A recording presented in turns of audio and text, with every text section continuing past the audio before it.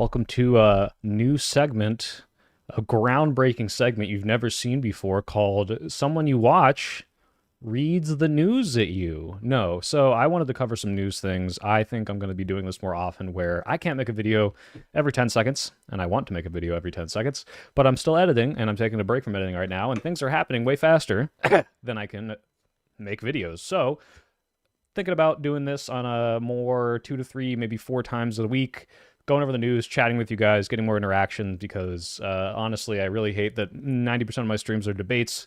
I can't even look at the chat half the time and I can't talk to you. So I want to interact and I want to educate you guys on some things that I've been reading. I don't think you should use this as your primary news source, just to be clear, but supplementary. And, a lot of people keep asking me, oh, what's your thought on this? What's your thought on that? And you know what? Let's get my thoughts on these sorts of things. Hey, how's it going, everybody? I'm drinking a Diet Coke right now. Nice. Let's get aspartame cancer together. Let's do it. Let me just make sure I have all the chats up. Didn't know this guy live streamed. Well, now you know. I like the soy news person. Yeah, the soy sauce made that one. So Trump is now saying autism is bad. Well, guys, to be clear, severe autism is really bad. If you don't believe so, I mean, like, people have crippling autism. They become nonverbal, and it's a struggle for their family and everyone. The meme autism is not nearly so bad. What are my thoughts on mandatory gay marriage? I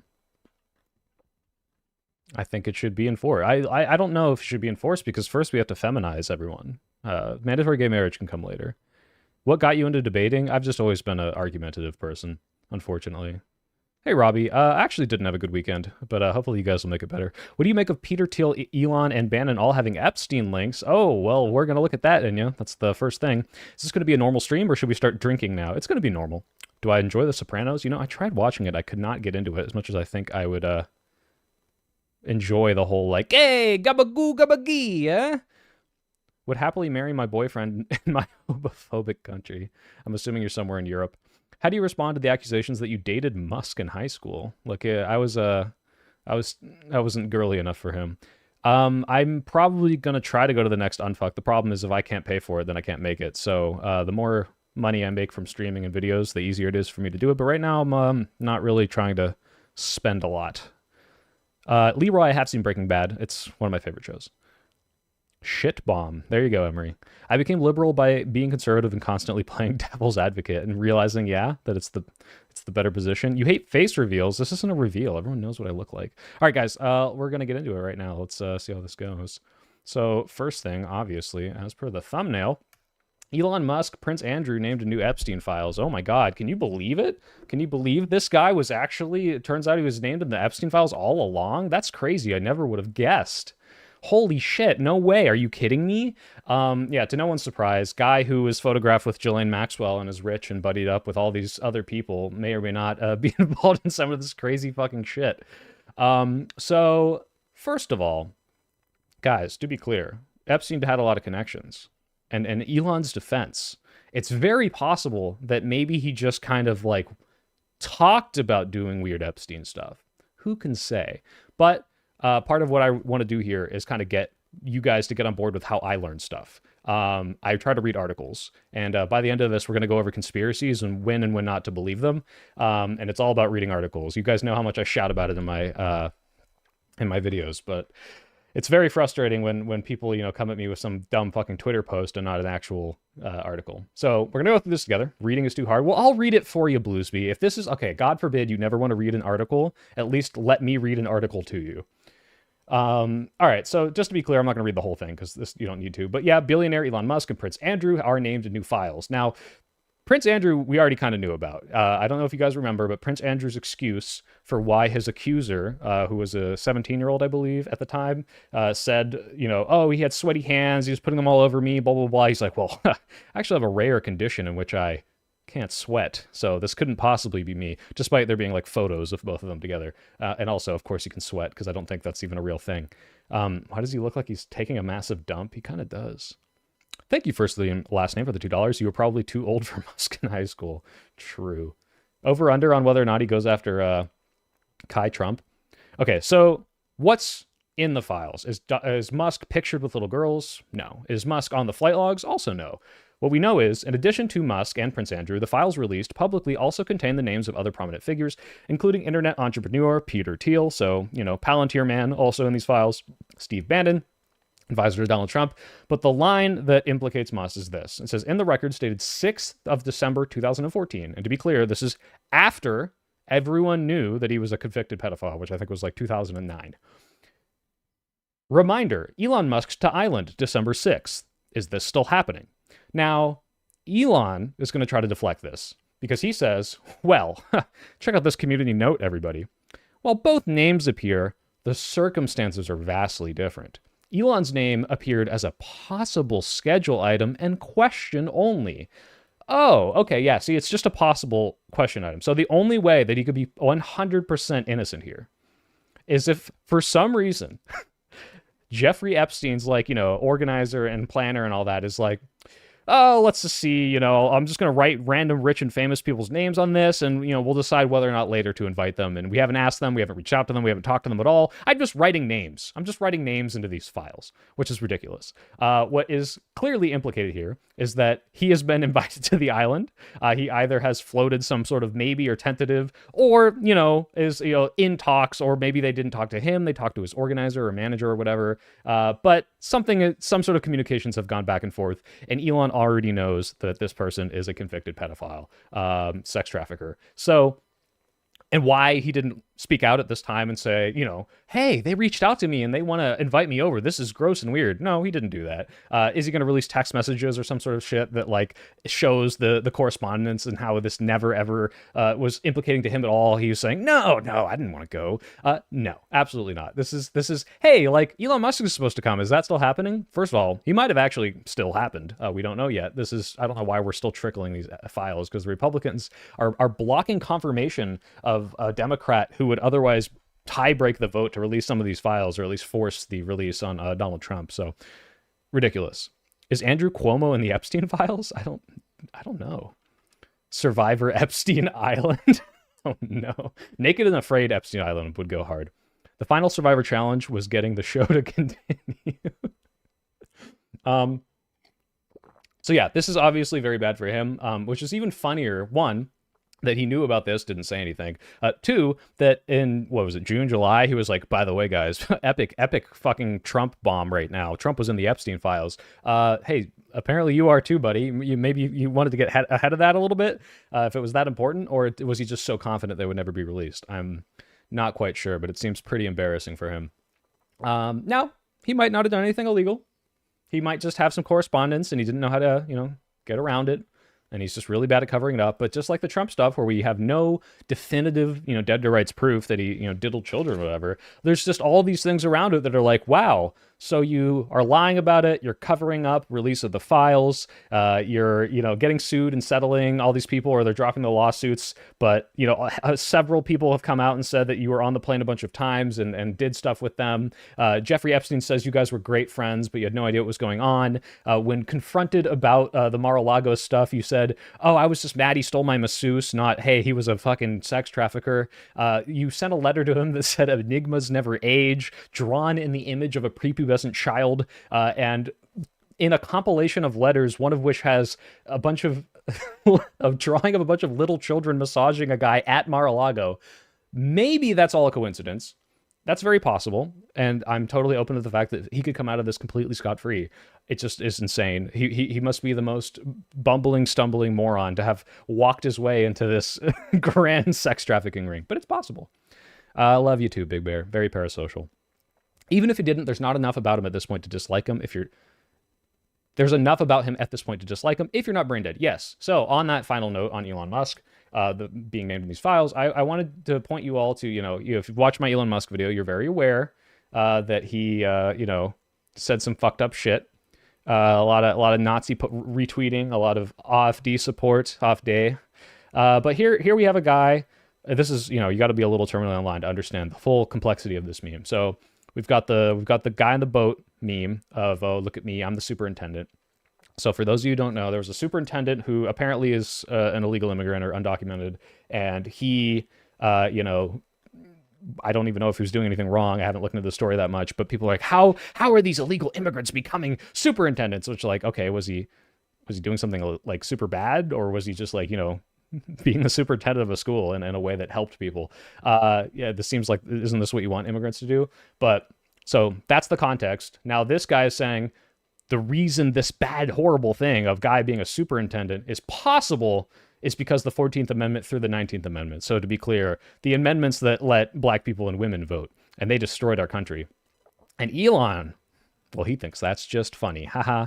Now, let's say I'm putting myself into the Elon PR spin team when this comes out. If this got blasted like on mainstream news network, if if Piers Morgan confronted him about it, someone he cares about his opinion, unlike everyone else, because he's a fucking narcissist and loves when Dave Chappelle audiences cheer him on and almost kills himself when they boo him. He could say, well, no, I just thought it was so ridiculous that they are implying that black and women votes are the reason these illegal immigration problems are happening. What a crazy guy, because he didn't say I agree. He's just, doing the same thing he does to the replies of every other tweet that he agrees with, which is, haha, this is hilarious. 100. He didn't do the 100 with the little arrow. He didn't do concerning. He didn't do looking into this. He didn't do the NPC from Metal Gear Solid thing where it's just the exclamation point. But this is like, okay, like you guys got on my shit for calling him a Nazi. Can I call him a Nazi now, please? Like now he's saying shit like this. This is fucking ridiculous. Thank you, Clara Simp. I love you too. Dude was an Olympian and had a minor gun possession charge. Yeah, like who gives that? Like, whoa, minor gun possession. Like, was he doing gun crime? Like, was he shooting people? Republican men blame women, also Republican men, single and desperate. Yeah. And I can never search this GIF. I don't know if it's a Giphy thing, but they never have the full salute. But it's like, yeah, if only there were other signs that this man might have some, not so nice views about minorities and women, but I think he was just giving his heart out or whatever.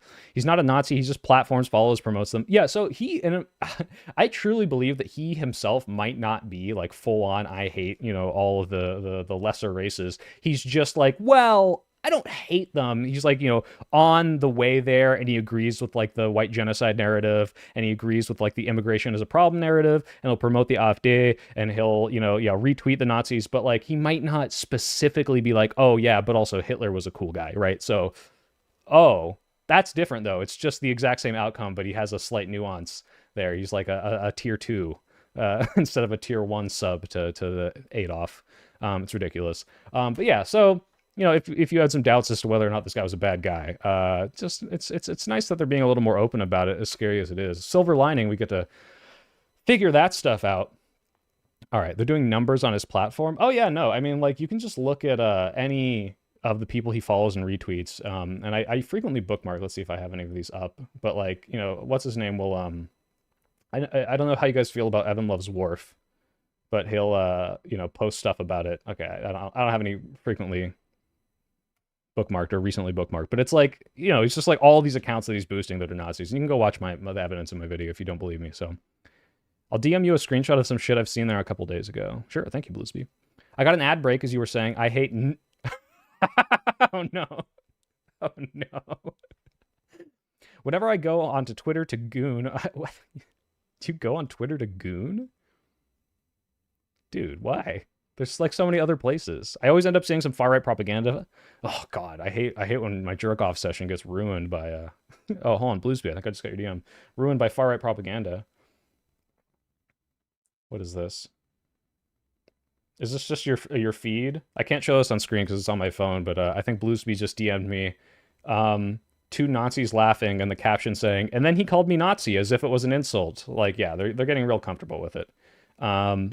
Ridiculous. First name, last name, pick for the $2. Epstein put fake names in files to sow max chaos. Is this like the God put fake dinosaur bones to throw off the people who wouldn't believe in creationism or whatever?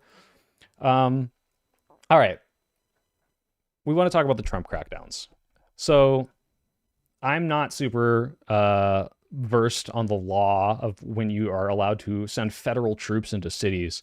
I think the important part here is what they're doing is testing the waters for how much they can get away with, seeing if they can use this as an extension of Trump's will to override what the governors want and what the local police want, and try to, crack down on people just protesting ICE. I think the worst that has happened is like maybe they're blocking ICE trucks. There's probably some violence happening in some of these places, but it's not like they're acting like this is some Antifa war, and they're like firing guns across the street like those cartel videos you see in Mexico, and suddenly you have to jump in here and deploy the military, when clearly this is not the case. So we're going to go through this real quick. By the way, guys, Reuters, I really trust Reuters. If you are ever asking, where do I get my news? If you don't use my ground news link, which is an aggregator, again, they don't write their own news. I almost always will go to Reuters or AP because they're usually pretty objective about this stuff.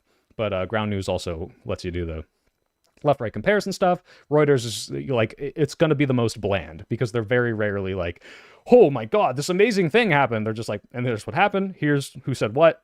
That's it. Maybe the framing will be a little off. Man, I'm disappointed the real guy doesn't have buck teeth. Or you want to do this the whole time and get the bowl cut? Tiananmen Square USA edition? We're not there yet. Personally suggest the Financial Times if you want the hard-hitting far-left Marxist takes. Can't even watch YouTube on my phone without seeing 1 billion pro-Israel. Oh, we'll get to Israel. Don't worry, buddy. All right. So, President Trump said on Sunday that he would tell a gathering of U.S. generals and admirals in Quantico, Virginia, that they were cherished leaders who needed to be strong and tough. So, if you've been following the news, you might have seen that Pete Hegseth is like calling all of these generals out of nowhere to Quantico to have some giant meeting. People are like, oh God, are we about to go to war? Because there's the stuff happening in the Poland where Russian drones have been shot down.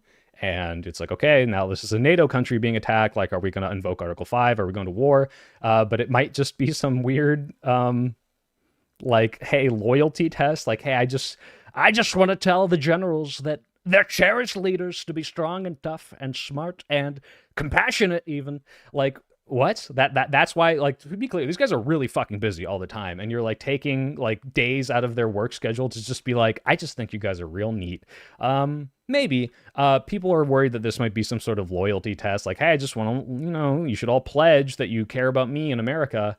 And, they might take some notice of the ones who aren't doing that. I don't know if you guys saw, but they fired some FBI agents who were pictured kneeling at like a George Floyd thing. And it's like, oh, clearly you're compromised. We can't have you on the team. Anyway, people that like participated in January 6th or something, or like, supported it, not the plainclothes agents, but the people who just were there off duty. Yeah, you guys are fine. Amagumo, my streamer, is sponsored by Ground News. He's all grown up now. Thanks. I'm not sponsored with them now. It was just in the video. Hopefully they re-up though. Martial law next step. We're not there yet. But we could. Pug Night, you caught my stream early. Congratulations. Yes, I do a Trump impression. Yes, it's bad. No, you can't hear it. Are you talking about mine? Mine's okay. Almost all the leaks about the general meeting is that Hegseth wants to cup check with a weird warrior ethos. Yeah, are we going to do the, let's see, what's the Pete Hegseth RFK pull-ups? Is this the warrior ethos, guys? On American coaches. I saw someone caption this and it was just 0, 0, 0. 23. Where is it? Here we go. Okay, how about the Pete and Bobby challenge? 100 push-ups, 50 pull-ups, but we hope Americans will take this challenge. Okay, that's one pull-up. Have a healthy. I thought there was like a longer cut of them doing pull-ups, but I just remember they had horrible form. RFK you can excuse because, he's like 100 years old, but Pete Hegseth, absolutely not. Maybe he's drunk. Thank you so much for your videos. They're great. Thank you, Nargrame. Weak form. Well, look, I can't talk. I had that very weak form in the, what's it called? My Georgia video, but to be clear, that was post-workout. I wasn't expecting to do a pull-up challenge, and I still won the hat, okay? So it was enough. How the fuck is Hegseth that bad at pull-ups? He fought in 2 wars, for God's sakes. I'm built like an elephant seal, and I can do them. Thank you for calling me beautiful, Benjamin. I can't talk shit. I can only do half a pull-up. You look like you could do more, Death Awaits. I can actually do 10. Who needs exercise when we got drones? I mean, guys, it's still important to be able to like run behind cover. Look, what if you really need to pee while you're operating a drone? You need to be fit for that, okay? You can't just do the Alex Jones and pee in a bottle. All right, so earlier this month, Trump signed an executive order to rename the Department of Defense the Department of War, which is like some insane virtue signal. We all know that. Very stupid. By the way, pro-peace president, no more wars. You guys can go watch all my interviews pre-election or right after the inauguration where everyone was like, their number one thing other than the economy was peacetime, and now they're like totally on board with this. reverting to a title it held after the World War II when officials sought to emphasize the Pentagon's role in preventing conflict. Oh, okay. It's just about preventing it. Hegseth, a former Fox News host, has moved with stunning speed to reshape the department, firing top generals and admirals as he seeks to implement Trump's national security agenda and root out diversity initiatives that he calls discriminatory. So, you know, this is cover for, and I think Marche Taylor reached out to me. They are doing something, and I don't have the information right in front of my head, off the top of my head and right in front of me, but they're putting certain restrictions on like shaving and hairstyles that explicitly are like calling out black hairstyles and shaving, which is very clearly this like, all right, like it's like the voter ID thing. Like, oh, well, you didn't say anything specifically about black people. It's a little weird that you're like suddenly trying to kick out more of these people and you're super anti-diversity. It's a little questionable. So Z King, thank you for the 5. You heard about NSMP-7. Trump does stuff like this, but the right doesn't want people calling him fascist, and they rather people capitulate. Clown world. Yeah, no, I have heard of the NSMP-7. Let's actually look at that right now. Might as well bring that up. Oops, NSMP. Did I spell it wrong? So this is about the Antifa thing, right? Why is it all weird? I just want the news article, please. Reuters, I trust you. No. Guys, I'm bad at Googling, and I didn't prepare for this, but I did want to talk about it, actually. So if someone can get me a better article, please, while I talked about the other stuff I actually prepared. Some guy who said he was going to stop the Russian-Ukraine war on day one. Wait, who's this guy, Epic? Trump didn't say that. He wouldn't have said that, right? Because that would mean he was, like, embellishing or lying, right? Because it's not over now. And if Trump had said that, he always follows through with his promises. He doesn't... I don't think he lies, right? He doesn't. As a Floridian, all I can say is, for my official record, is that hail our Lord and Savior, Trump. Do you guys know... I do want to look at this real quick. This reminds me of the... I, for one... like, when Trump gets into power, this is going to be me, okay? This is... We're just about to get our first pictures from inside. Lost the picture, but... So, a big ant flies in front of the screen when Homer's in space. And this guy just immediately folds. This is me. Picture, but what we've seen speaks for itself. The Corvair spacecraft has apparently been taken over, conquered, if you will, by a master race of giant space ants. It's difficult to tell from this vantage point whether they will consume the captive Earthmen or merely enslave them. One thing is for certain, there is no stopping them. The ants will soon be here. And I, for one, welcome our new insect overlords. Like to remind them that as a trust on their under... this picture of the whipping ant. It's so good, but that's like essentially, I've seen people doing this, and like, don't get me wrong, like, you know, if we have to verbally approve Trump when they crack down on the speech, maybe, you know, it's like, look, President Trump, I approve of all of your doings, and I apologize for any discretions or any clips you might find of me saying anything that would otherwise indicate that I was anti-Trump. It was all part of the shtick and the grift, and I'm actually just super pro-Trump. We love you very much. You're the best president, the biggest president, even. We might have to get there, guys. Steamed ham memes. No, that's not steamed hams. Guys, everything Simpsons isn't just steamed hams. All right, so... what was that? Oh, yeah, here. Was this?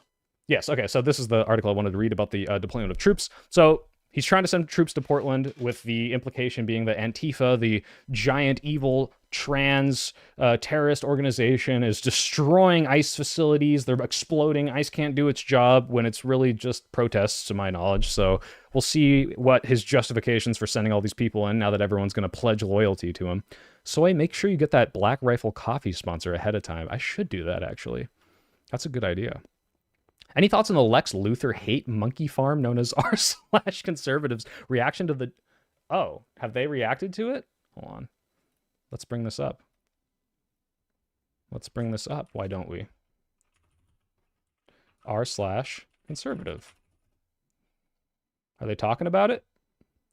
Have they said anything? By the way, I'm banned here for life, so... Let's see, Iraq war veteran was the one who attacked the Latter-day Saints church. By the way, guys, yeah, I didn't really want to talk about this as much, because like part of the whole stream I wanted to talk about was how we shouldn't react to breaking news. But it is interesting, because we can't talk about the reaction to this, right? What happened when we had that first initial thing where someone murdered Charlie Kirk?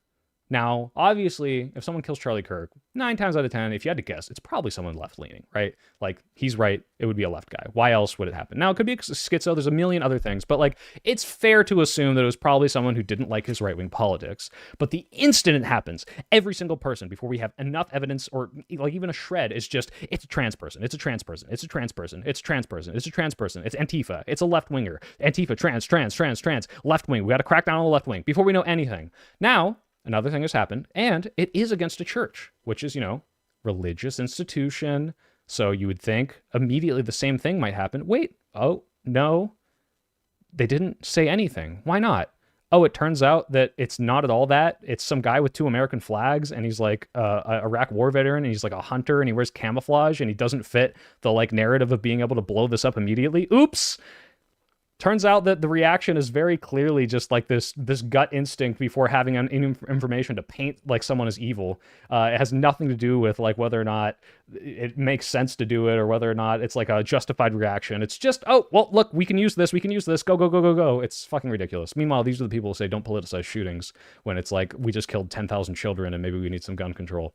So you're banned off that Reddit? Yeah, you shouldn't go here. It's pretty bad. He had a trans Uber driver. Trans Tifa did this to me. Yeah, I hated how much people were fighting about whether or not they were leftists. I'll criticize the leftists, guys. Don't worry. I'd say it was a trans man, but those don't exist. Yeah, the right hardly ever talks about trans men because it doesn't fit into their like masculinity narrative. So this happened in my state. How have I not heard about this, guys? Don't get your breaking news from me, please. This is for getting my takes on things that are happening. This new segment I'm making. This is absolutely not. Let's figure out what's going on in the world. Please, for the love of God, do not digest breaking news through me. Soy, thanks for a non-debate stream. I'm in appreciation. Yeah, Thanos Duck, I think I'm going to do more of these because I prefer this because I get to talk to you guys more. So that's the point. To be fair, though, guys, I'm not going to make this longer than an hour and a half, maybe 2, because I want to go back to editing, and that's what everyone's crawling for. I even get the Twitter DMs and the Twitter comments like, go back to editing, you freak. So Vosh, but better? I mean, I appreciate it, but I don't like to compare myself to people that I don't hate. Soypol, do you believe in the likelihood of a nuclear weapon going off before January 20th, 2029? Guys, I have dreams about getting nuked. I hope you know that. Like, I literally wake up from nightmares in a scorching hot inferno. I assume only my boomer parents experienced the same thing in the 60s through the 80s. So hopefully never. I hope we never see another nuclear weapon go off. So let's see. Are they talking about it? Nothing about Elon. Complaining about Islam. The shooting. Let's see if they say anything about the fact that this guy might be a right-winger. Hero cops. I'm going to read the rest of this headline, but I just love it, the framing here. All right, let's see. Second Iraq war vet in 2 days to carry out a mass murder. Okay. Society is sick, guys. Not, we need to do something about this crazed thing on the right. We need to talk about right-wing violence. We need to... Yeah, oh, guys, mental health is like a big thing. We should totally treat it. Meanwhile, this is like what we talk about every single time, and they don't give a fuck. The sun is rising twice today, and this time in the West. Aw. North Korea threatening Netanyahu. That would be a very interesting way to start World War III. Israel versus North Korea. I don't hate Vosh. No, I used to watch some Vosh stuff. Why don't you hate Vosh? I have yet to see something that would really... I mean, like, I don't agree with all his takes. It's just like, I don't hate a lot of people. I don't even hate Hassan Piker, guys. I just don't... I'm disappointed. I want him to do better, okay? Society is sick, but we don't want gun laws or mental health services. Yeah, it's like exactly. It's like the guy who killed the Ukrainian woman on the bus, and everyone's like, okay, like what's your solution? Oh, we should just every time someone commits a crime. I don't think he had like 3 felonies, so even if we had like 3 strikes laws, like would he even be locked up for life? It's like, hey, we should have more mental health institutions, and they're like, well, no, we don't pay for that. I hate Hassan because he's not the soy pill. Well, you must hate like the other 8 billion people that aren't me. All right. Oh, they got the car wrong. Conspiracy time. This is so sad. Who knows what compelled him to do this? The Twitter folks are posting a picture of his house showing a Trump campaign sign. Nothing confirmed yet. Shouldn't matter. It shouldn't matter who he voted for. He's an animal. Do you guys think they would give the same grace to Tyler Robinson? Absolutely not. They are conservative, but the motive remains unclear. Guys, to be clear, we shouldn't assume about the motive. They're right. But just compare this to what they were doing like a week and a half ago. Clearly a sick man. I mean, all right. Anyway, back to Portland. If you search Elon the bar, it's the top thread. Wait, where? Oops. One sec. Let me open that back up. Elon in the bar.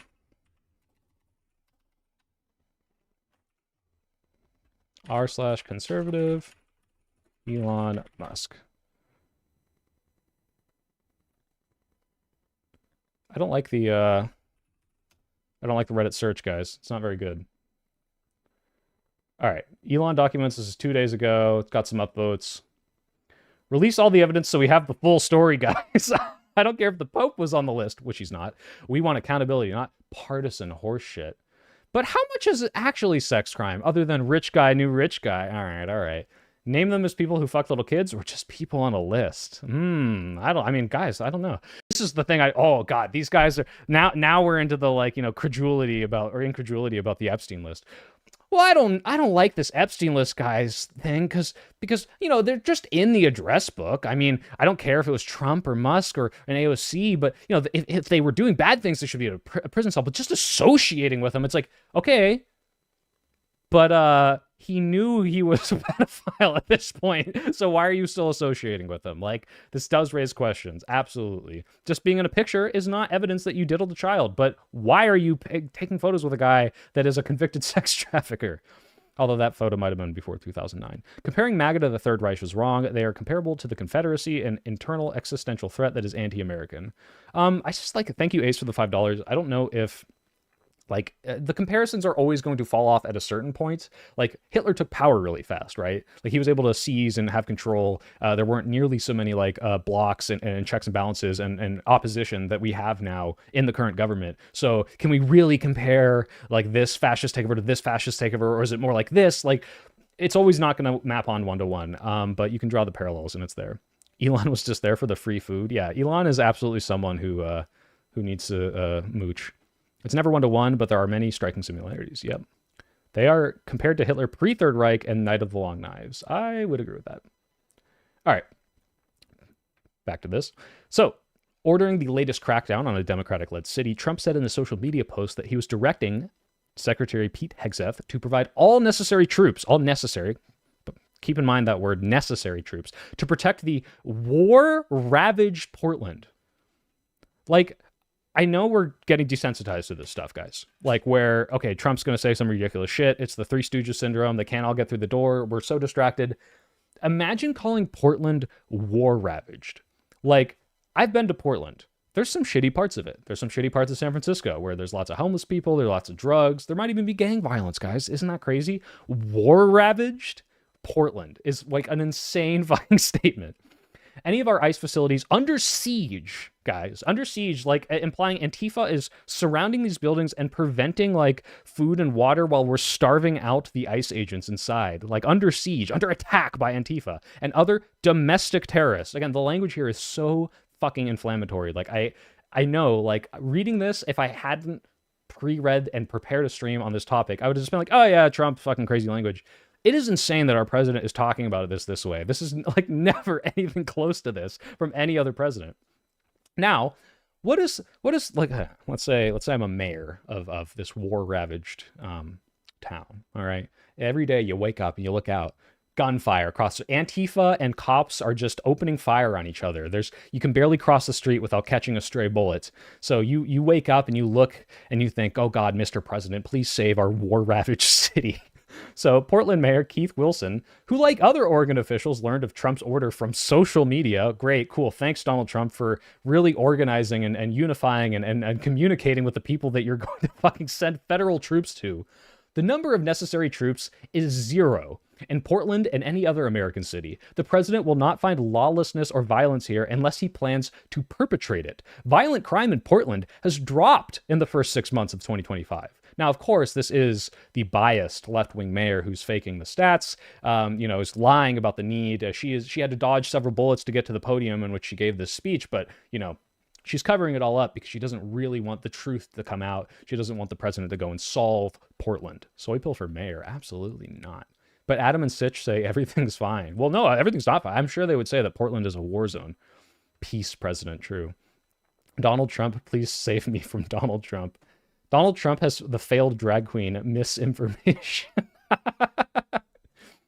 There is no insurrection. There is no threat to national security. There's no need for military troops in our major city. I'm going to continue communicating that to the president, and I hope he will be open to reconsidering the deployment. And allegedly, he is maybe actually not even high on his own supply. He says, Trump questioned perception of Portland before approving military plan.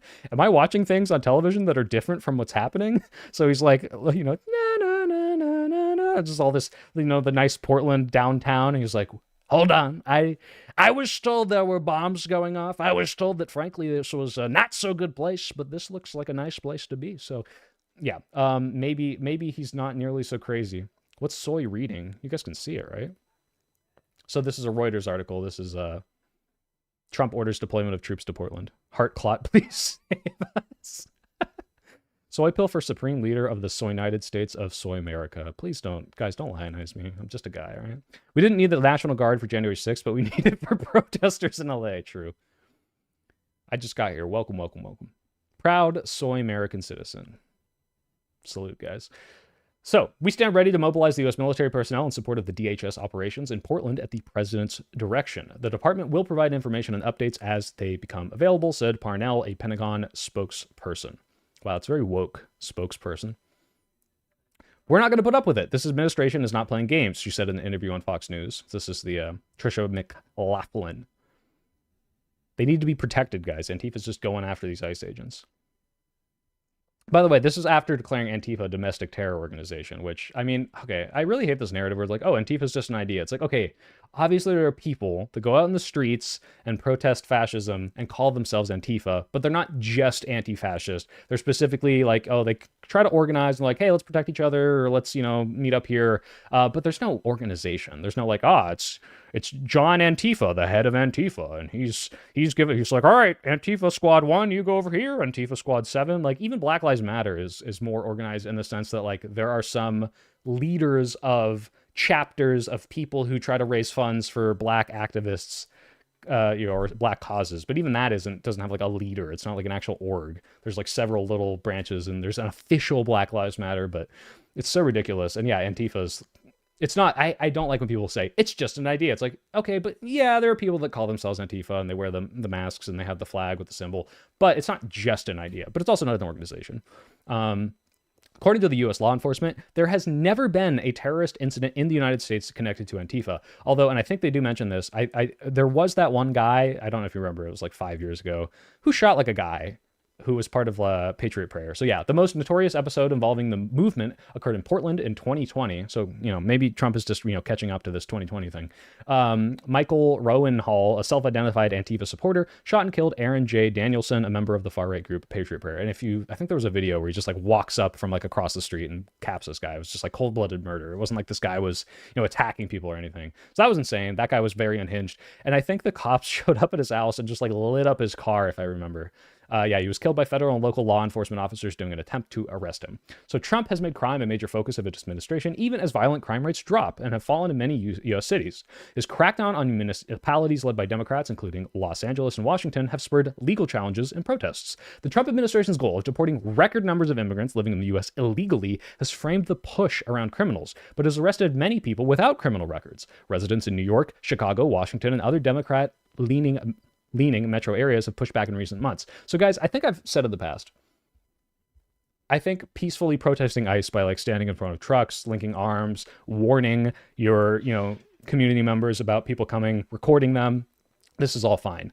If people are like protesting and like getting violent with these people, like I do not endorse this, and this should be something that is going to should cause strife. It's going to cause strife if you're getting violent with ICE as they're trying to do their job, which is, you know, dress in plain clothes and take people out of, you know, their fucking grocery store job where they're helping people bag their fucking groceries. Thank God for them just following orders. But the idea that even the worst amount of resistance, like people like that need to tear gas to disperse so that they can get the driveway open and get the ice trucks out, needs military crackdown. It's just a joke. It absolutely is not what needs to happen here. They're doing this to try to, you know, have some sort of Trump arm reach out to these cities and justify this law and order fascist party. So it's ridiculous. It doesn't need to happen. The mayors don't want it. The city doesn't want it. I don't even know if ICE is calling for it, but I wouldn't be surprised if they were. Trump is trying to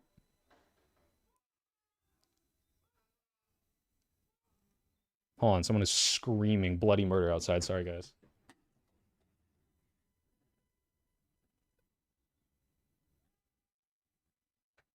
All right, well, if someone just fell down the hill next to my house, I might have to go check on that, but currently not my problem. Listening to this while I dungeon crawl in Skyrim is one of the experiences of all time. I'm sorry I couldn't be more entertaining to you. I thought it froze. No, just someone just screamed outside like people dying scream. Are you familiar with the origin of the term law and order and how it was co-opted by Ronald Reagan? I've heard stuff about this Elmbo. Is that a Elmbo McShite? What a name. I've heard about this, but I'm not like educated enough to talk about it with authority. Do I like Asmongold? No, I fucking hate Asmongold's someone I hate. One, because he's like just a disgusting human being who repulses me. But two, because he's like, wouldn't it be cool if we like dressed up in Pokemon uniforms and like went down to where their ICE is doing raids, haha, XD, and like saying, yeah, maybe Gazan should be blown up. Like the guy's insane. Has very, very awful takes and tells the worst things to people. Reagan is basically the entire reason. Yeah, I had a little short where I talk about how everything bad is because of Reagan. He's a nasty freak. Yeah, Rat Alarm Clock Man should never be taken seriously. He's not even Asmon Bronze. Okay, here's the big story I wanted to talk about. Now, this isn't a super big story, but why is there an Israeli flag in the thumbnail? Conspiracy theories are bad. Sometimes they're true, but I really don't like the way people instantly react to everything and come across with all these crazy theories and, oh, what about this? What about that? And I recognize the irony. Post the Elon story, because obviously we don't know for sure, and I will admit we don't know for sure. It just looks very suspicious. But think about what happened with the Charlie Kirk thing. First, it happens, and everyone says, okay, this is probably a left-wing person. Then some Steven Crowder leaks to some news crap that is some vague thing about there being trans messaging. Now everyone says trans. And then the left-wing reaction is, well, no, actually, it's a groiper. And the evidence for whether or not this person was a groiper was like, okay, he might, Nick Fuentes has had a feud with Charlie Kirk, and here's a photo of him Slav squatting, like the Slav squatting Pepe. So, like, hold on, let me see if I can pull that up. Just to be clear, like, I saw this being the evidence that he was a groiper. Tyler Robinson, Slav squat Pepe. Yeah, this was being used as evidence that this guy was a groiper. This. First of all, Pepe and groiper, this is groiper. This is a Pepe. They're branches, okay? So, is it possible that he was a groiper? Yeah, I had my fingers crossed that he was. But the idea that like, oh, definitive proof, now we can all just like, cheer and, oh, well, good, we did it. Everyone celebrated when he wasn't trans, which, I respect that. I understand. You really didn't want the crackdown. And obviously the right wing got ahead of themselves. But the left wing saying, oh, he's a groiper and celebrating that because he dressed as Trump for Halloween and did the Slav squat was just as bad. Well, not just as bad because they weren't, demonizing the entire right wing and saying that the president should use the military force to crack down on them, but just as jumping to conclusions. So I do not like this instant react meta. The like, oh, well, like, let's just, make me feel good about this story. What can I find that makes me feel good about this story? It's okay to speculate. It's okay to say, hey, Elon Musk is in these files, and no, I don't think for sure he's a, got a dead to rights pedophile, but this does look very suspicious, and I'm going to tell people about that. But make sure that when you repeat things to other people, you're only going to repeat definitively the things that are confirmed to be true, and everything else can be speculation. So if you say, that smells a little fishy to me, but from what I know, this is what I know, right? And this is the example I picked, because I thought this was a very good article. Here's an example of something that you shouldn't repeat for no reason. I know a lot of you see this Israel-Gaza stuff. You've seen all the horrible things Israel has done, but make a distinction in your brain between seeing a post like this. Remember when Israel bombed the first hospital in Gaza and the world wouldn't believe it? Israel has now destroyed all hospitals in Gaza. Now, let's say you just came across this headline. It is very possible that this is true. In fact, I believe if I looked this up, they've destroyed like 94% of the hospitals. But not all of them, and that's not a defense for what they're doing, by the way. But this is not something that you should now go around and repeat. By the way, Israel blew up everything. Now, if you look at this and you rightfully say, that sounds really plausible. There's a good reason to think that because of the way Israel has been operating. But what you want to do is when you repeat something that's talking about the atrocities of Israel or, them committing a war crime and then trying to cover it up, you want to look to articles that are confirmed by journalists that have like fact checked and verified and showed this specific thing is true. Because one, you're not repeating misinformation. So if something you said is not true, for example, if some fucking dipshit person who wants to defend Israel comes out and says, well, yeah, technically there's still 5% of hospitals, they can't have that even little bit of leeway. It's like, no, like I'm repeating the verified claim that this has happened.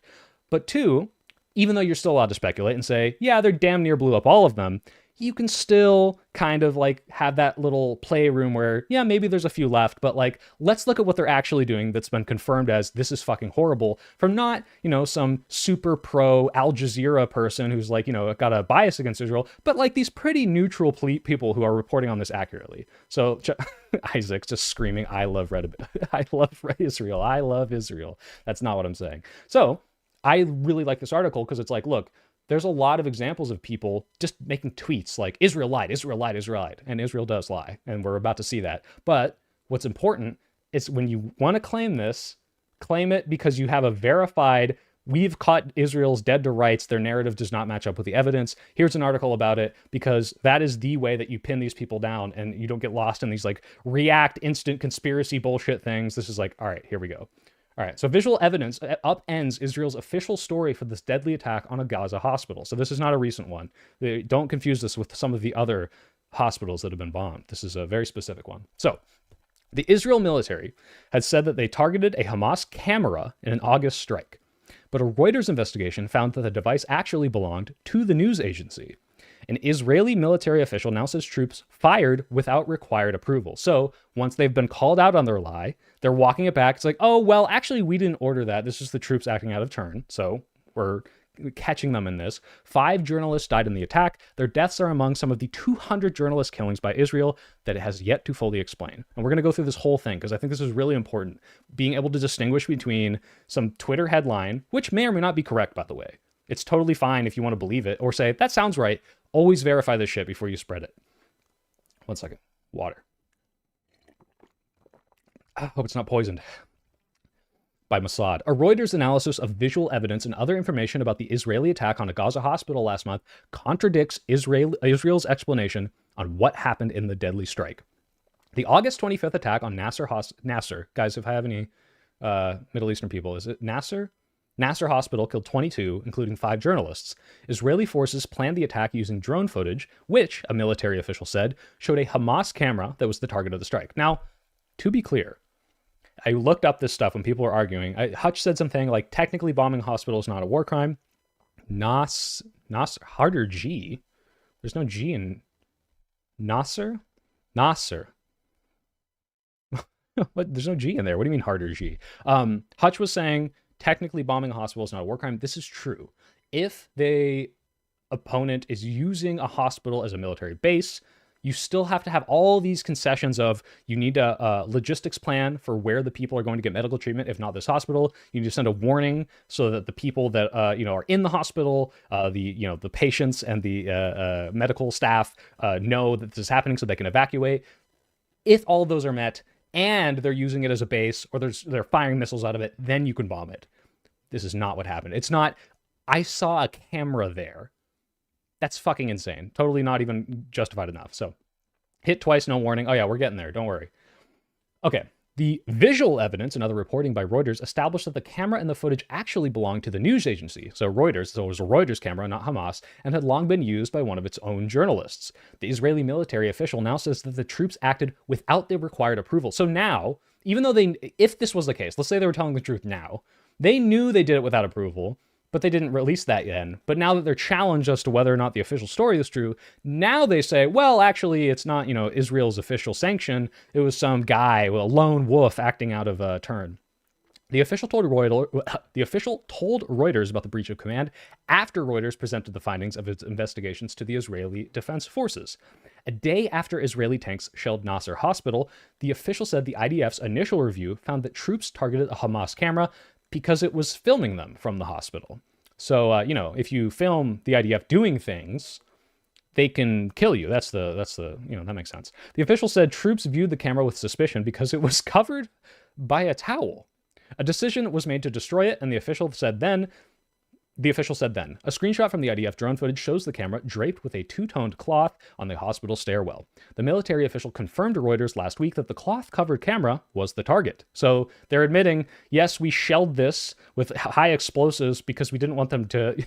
Like, you could literally tie, like, a weight to a drone and fly it and just knock it over. Like, this is so...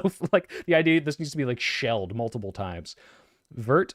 Soy pill, turn on the soy fan. Oh, am I getting very sweaty here? Can you see it? Yeah, sorry, it's very hot. Unless you mean this is the soy fan. Thank you for the 2 Canadians. And I also saw that you called me Unk. Thank you again for that one. How many lone wolves installed your entire military? You look like you've been streaming for 70... No, it's just hot under all these lights, and it's very hot here. Sorry, guys. Don't worry about it. You are profoundly sweaty? Just a little bit. Don't worry about it, guys. So we're getting hot and bothered. Israel gets me hot and bothered, guys. Sorry. The cloth shown in the screenshot was not put there by Hamas. It was a prayer rug belonging to Hussam al-Masri, a Reuters journalist who was killed in the attack. The news agency's investigation of the incident found at least 35 times since May, Masri has positioned his camera at the same stairwell at Nasser Hospital in the southern Gaza city of Khan Yunis. I know I'm saying that wrong. Sorry, guys. To record live broadcasts fed to Reuters media clients across the globe. He often covered his camera with the green and white prayer rug to protect it from heat and dust, or to shield it from the Israeli drones that would see it as a threat to them. No, get those lights off! He's too hot to handle. I should turn the lights down. I'm turning into soy sauce. Hopefully not. The Reuters investigation provides the most complete account to date of how the attack unfolded, including the Israeli forces breaching the chain of command.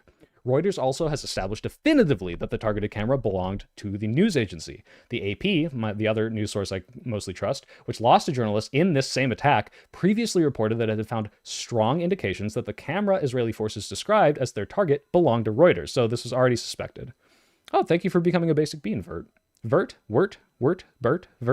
Soy, please, you're going to have to wring out your shirt. It's not that sweaty, guys. I'm just crumpled. I just have bad posture, and I'm thinking about Israel. Israeli Prime Minister Bibi Netanyahu has called the hospital attack a tragic mishap. The military official told Reuters that Masri and other journalists present were not the target of the attack and were not suspected of having ties to Hamas. So they're not even like doing the, oh, well, these guys were helping Hamas out, so we had to do that. They're saying, well, oops, whoopsie daisy, they shouldn't have been so close to this camera. The IDF claim that Hamas was filming Israeli military forces from Nasser Hospital is false and fabricated, said Ismail oh God, I'm so bad at these. Sorry, guys. Al-Thawabta, director of the Hamas-run Gaza Government Media Office. Israel is trying to cover up a full-fledged war crime against the hospital, its patients, and medical staff, he said. Despite the new disclosures, a month after the attack, the IDF has yet to fully explain how it ended up hitting the Reuters camera and killing Masri. The Israeli military has also not explained why it did not warn hospital staff, so this is one of the things I mentioned, you have to do this first, why it did not warn the hospital staff that it intended to strike the hospital, why, after striking the camera in the initial attack, the IDF shelled the stairwell again 9 minutes later, killing other journalists and emergency responders who had rushed to the scene. So if this was the only thing they were doing was to get the camera down, why did you blow it up again? So, the only possible explanation I could imagine them coming up with was, hey, we just missed the first time. The camera was still up. Whether it took into account that the hospital stairwell where he was filming when he was killed was a spot that was used regularly by many journalists to record footage, so for months since May, and who approved the strike. The military official, is saying, well, we didn't give the order, so some guy just did it. The absence of a full explanation of what happened at Nasser Hospital fills a pattern. So guys, again, when you hear all Israel does is they love blowing up hospitals, there's not necessarily... There's not necessarily something in your brain that should go, well, that doesn't sound right, so I'm just, not going to believe it. You can say, yeah, that sounds about right based on what I know, but make sure you confirm it.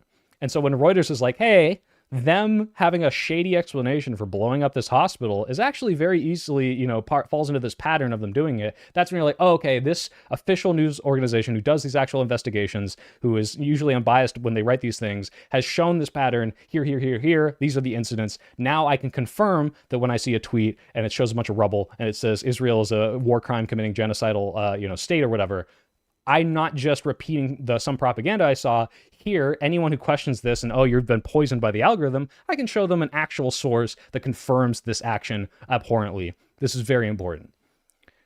Thank you, TT Cool Cat, for the $10. I think he was far right into center or delusioned. Tyler Robinson is still one of the ones to blame at the end of the day. More importantly, we are 50% through Project 2025. Please use the tracker. Is that true? Project 2025 tracker. Yeah, guys, sorry, I'm wearing sweatpants and a long sleeve because I'm stupid. Are we 50% through already? Fact check. Guys, don't believe every super chat that you hear. Actually, we're only 47% of the way through, buddy. So, that was propaganda, and I'm not believing you for anything else. No, yeah, it's insanely scary how far through. Actually, open that back up. Let's look at some of these. So yeah, USAID completely gone. I've never heard that acronym for the Futures and Trading Commission. So that's gone. White House, almost all the way there. What else do we got? Haven't completely dismantled the EPA, taken over the Department of Homeland Security. What's at 0%? FDA isn't fucked yet. Yeah, we can still kind of trust our food for now. Federal Reserve, yeah, we haven't gotten rid of Jerome Powell. Yeah, it's not looking very good, guys. But, we're trying. We're trying to fight back. Hey, Connor Mason, thank you for being a member for 5 months. A big bean even, if you will. My fear is that Elon's break with Trump was calculated. He intends to make a third party, get like 5 seats, and then use them to swing Republican. I don't know. I don't think that was it was too sloppy. I know these people are incredibly sloppy themselves, but I don't think that was like a planned thing. I think they had a falling out. He wouldn't have dropped the Epstein thing if it was planned. Absolutely not. I think that was just absolute slop. But now they're going to try to make up. Did you see that the Doctors Without Borders has announced that they're leaving Gaza because Israel has made it impossible to do their humanitarian work? I didn't, but that makes sense. So why did you see the Trump crash out after Kimmel got back on the air? I didn't. Does he have like a bitch fit about it? Elon is going to see Tron Ares and try to make AI soldiers, and they're all going to be Jared Leto, and they're all going to be pedophiles. He had a really bad ketamine trip. Yeah, it's like the Alex Jones. Sorry, I had a very spicy bowl of chili. I didn't mean to call you a pedophile. How do I become a member? I don't see it on YouTube. That's a good question. I don't know because I'm not a member. I think you can like click something on my channel. But don't worry if you can't. You can also go to my Patreon and support me directly. I'd love that. All right, so the absence of a full explanation of what happened at Nasser Hospital fits a pattern in Israeli military attacks that have killed journalists since Israel launched its nearly 2-year offensive after the Hamas attack on October 7th, 2023. It feels like so recently. The Committee to Project Journalists says it has documented 201 journalists and media workers killed in Gaza, Israel, and Lebanon, where the war has spilled over shortly after the initial attack. The count includes 193 Palestinians killed in Israel and Gaza, 6 killed by Israel and Lebanon, and 2 Israelis killed in the October 7th attack. Wait, Israel killed 2 of their own journalists. I didn't even know about that. The CPJ, what is that? Oh, Committee to Project Journalists, said Israel has never published the results of a formal investigation or held anyone accountable in these killings. Furthermore, none of these incidents prompted a meaningful review of Israel's rules of engagements, nor did international condemnation lead to any change in the pattern of attacks on journalists over the past 2 years, says Sarah Kuda, CPJ's regional director for the Middle East and North Africa. The IDF operates to mitigate harm to civilians as much as possible, including journalists, an IDF spokesperson said. Given the ongoing exchanges of fire, remaining in an active combat zone has inherent risk. So, for example, if you're standing next to a camera with a towel on it that's been there since May, we might, tank shell it twice. One, to make sure the camera gets knocked over and kills people in the vicinity, and 2, just to make sure we got it. The IDF directs its strikes only towards military targets and military operatives, like a camera, and does not target civilian objects and civilians, except cameras, including media organizations and journalists, unless they have a camera. In examining the August 25 attack by Israeli forces, Reuters reviewed more than 100 videos and photos from the scenes and interviewed more than 24 people familiar with the attacks and events. These sources included 2 Israeli military officials and 2 Israeli military academics briefed by military sources on the strikes. All told, that 22 people were killed in these 2 attacks, including journalist Mariam Daga, who worked for the Associated Press and other news organizations, and Muaz Abu Taha, a freelance journalist who worked with several news organizations, including Reuters. Daga and Masri were among many journalists who routinely gathered on the landing to record from a high vantage point and to file reports from the Khan Yunis area of Gaza. Masri's live broadcasts captured Israeli strikes, ambulances bringing the wounded and the dead to the hospital, and the destruction of the surrounding area. So, if this was just an accident, hey, we thought this was a gun or something, like, I don't know if you guys remember this, but there was this, like, very big scandal involving, what was it, WikiLeaks and, not Chelsea Handler, oh my god, what's her last name? The trans woman who leaked this, please, someone in chat help me. Not Chelsea Clinton, not Chelsea Handler, what's her last name? Chelsea Manning, thank you. So Chelsea Manning leaked this video of this Apache helicopter, like, Chelsea womaning, like seeing some people carrying some things in their hands, turned out to be news equipment, and just vaporizing them. And this was a huge fucking scandal because it turns out these weren't weapons. So instead of coming at this and saying, well, we thought these were weapons and we shelled it because we wanted to get rid of those weapons. And even though that breaks the rules of engagement because we're not supposed to do this without warning all the people in the hospital and setting up an alternative for this hospital, we had to get rid of these weapons. They're just claiming it's a camera, which it was. And because they thought it belonged to Hamas, that justified shooting it not once, but twice. And this is like dead to rights, just like the most obvious war crime, like you are killing journalists, like best case scenario, you're just so stupid that you think you don't have to follow the rules. Worst case, you're obviously trying to kill journalists and people in this hospital. This is the kind of stuff you needed to share with people when they're like, I don't think Israel is doing war crimes. I don't think Israel is doing anything wrong. I think Israel is just like trying to fight against Hamas, free the hostages. It's like, what about this? Do you think this is just like an oopsie doopsie? Because we can point to a pattern of this happening. And over and over and over again, they're oopsie doopsie killing a bunch of innocent people. This is not getting the hostages back. This is not fighting back against the evil government. This is not Hamas hiding behind human shields. They're not even bringing up, oh, well, Hamas was in the building, but, these people unfortunately were there. This isn't a human shield thing. The only thing they can hide behind is, well, we didn't tell them to do it. They just did it. That's it. This is fucking insane. So, and yeah, is there an investigation? Has this person been looked into? No, we don't know what happened. Oh, dang, I missed the aircraft carrier. Oh, no, I thought you were making a joke. Oops, I shot a child in the head. Yeah. Whoopsies, guys, our bad. Please forgive us for our little war crime fucky wucky. Fun fact, Chelsea Manning was the woman that Grimes left Elon for. That's true. I forgot that Chelsea Manning cucked Elon Musk. That's so funny. All right. Moving onward, because this is a really good article. Guys, if you ever bring me a conspiracy theory, if it's not at least this in-depth, I don't want to read it. A few days before the strike, an Israeli military surveillance drone recorded a camera on the top level of the eastern stairwell at the Nasser hospital. According to the Israeli military, who cited the IDF's initial inquiry, and the 2 military academics with close contacts in the Israeli military, troops characterized the camera as a threat. They said, because Hamas has used cameras to plan attacks. So, in the same way that you could, look and see maybe some IDF routes or times of when they leave and patrol, you could also use a camera to do that, and therefore it needs to be shelled. Asked whether the group used cameras, the Hamas official says that it used them to document its attacks on Israeli soldiers. Well, we know this. You can see camera footage of that. A screenshot taken from the drone shows a thick 2-tone cloth draped over the camera, so that's, I believe, this one right here. A person wearing a white head covering and dark clothing sits behind it, so assuming that's Masri. The screenshot was first published on October 25th, which said at the time that it depicted the camera that endangered our troops. Very scary camera. What's the... You guys know the... Oh my god. This is a real life interaction of this from Wundershausen. This is one of my favorite Wunderschausens. I hope I don't get DMCA'd for this. So, just for context, Wundershausen, this guy, he does the puppet, he goes up, he harasses people IRL.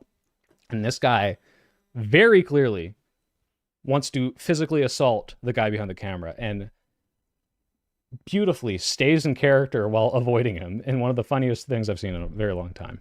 This is, you know, if I were more meticulous, I'd make a meme where this is Israel and they're like, that camera, get the camera out of my face. It's dangerous. This camera is a danger to me.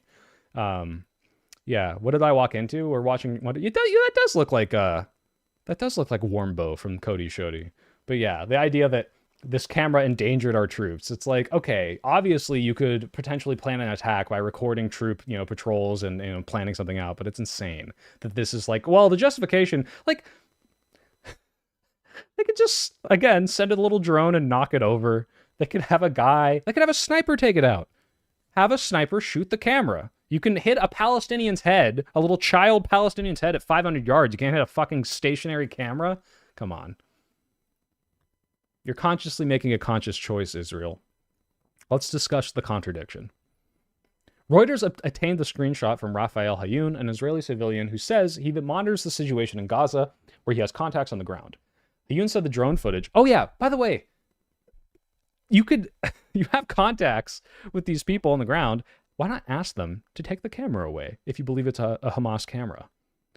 Hayun said the drone footage was captured around 2:15. Also, wait, I keep walking into... Let's discuss the contradiction, guys. I keep thinking about this more. Like, if they say that it truly was endangering their troops, then why would they have not given the order to fire the tank shell? It's like, oh, no, clearly we acknowledge that firing 2 tank shells into this thing was a bad thing. That firing, exploding this stairwell and killing a bunch of people, and then doing it 9 minutes later after the camera's gone was a bad thing.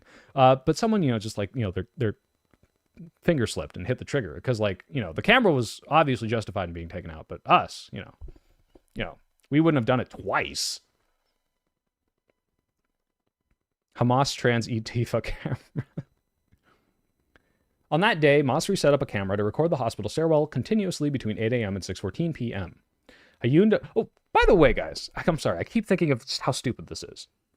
Let's say Hamas was doing this, right? Let's say that the Reuters journalist was partnered with Hamas. He said, hello, Hamas. I'm an evil journalist. That's why Israel keeps killing us, because we love you, Hamas. We love terrorism. And I'm going to record for you so that you can do a terrorism on Israel. Even then, that still is a war crime to blow up the hospital, because you have to tell everyone to evacuate before you blow it up. And 2, you had like 8 other things you could have done to get rid of this camera that weren't blowing up the stairwell and the people inside.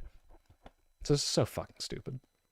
The camera from that picture was the camera that they attacked, said Israel military officials. The cloth covering the camera became a focus of attention because the Israelis cited it as a factor that justified the strike. See, I wasn't going to blow up the camera before, but then I saw it had a cloth on top and, kind of looks like a turban. On the day after the strike, the Israeli military official referred to the cloth as a towel and said troops viewed it with suspicion. The official said that the towels can be used to evade IDF heat sensors and visual observations from the sky. The troops saw a lot of suspicious behavior that was tracked for days and cross-referenced with intelligence. Wait, hold on. It sounds like we had a very deep intelligence operation going on this scary camera, this towel-headed camera.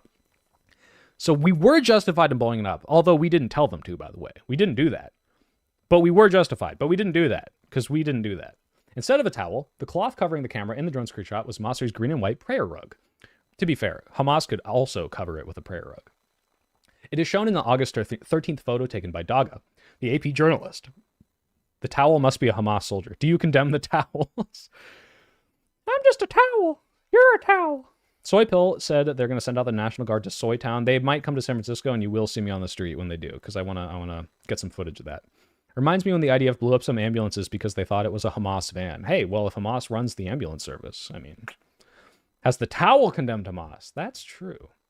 That's true. The camera looked like one of those early 1900s box cameras. Yeah. Oh, yeah. It did look like one of those ones where you had to float the big, barbershop thing over the top of your house and the garlic explodes or whatever. Or the phosphorus. I don't remember what it is.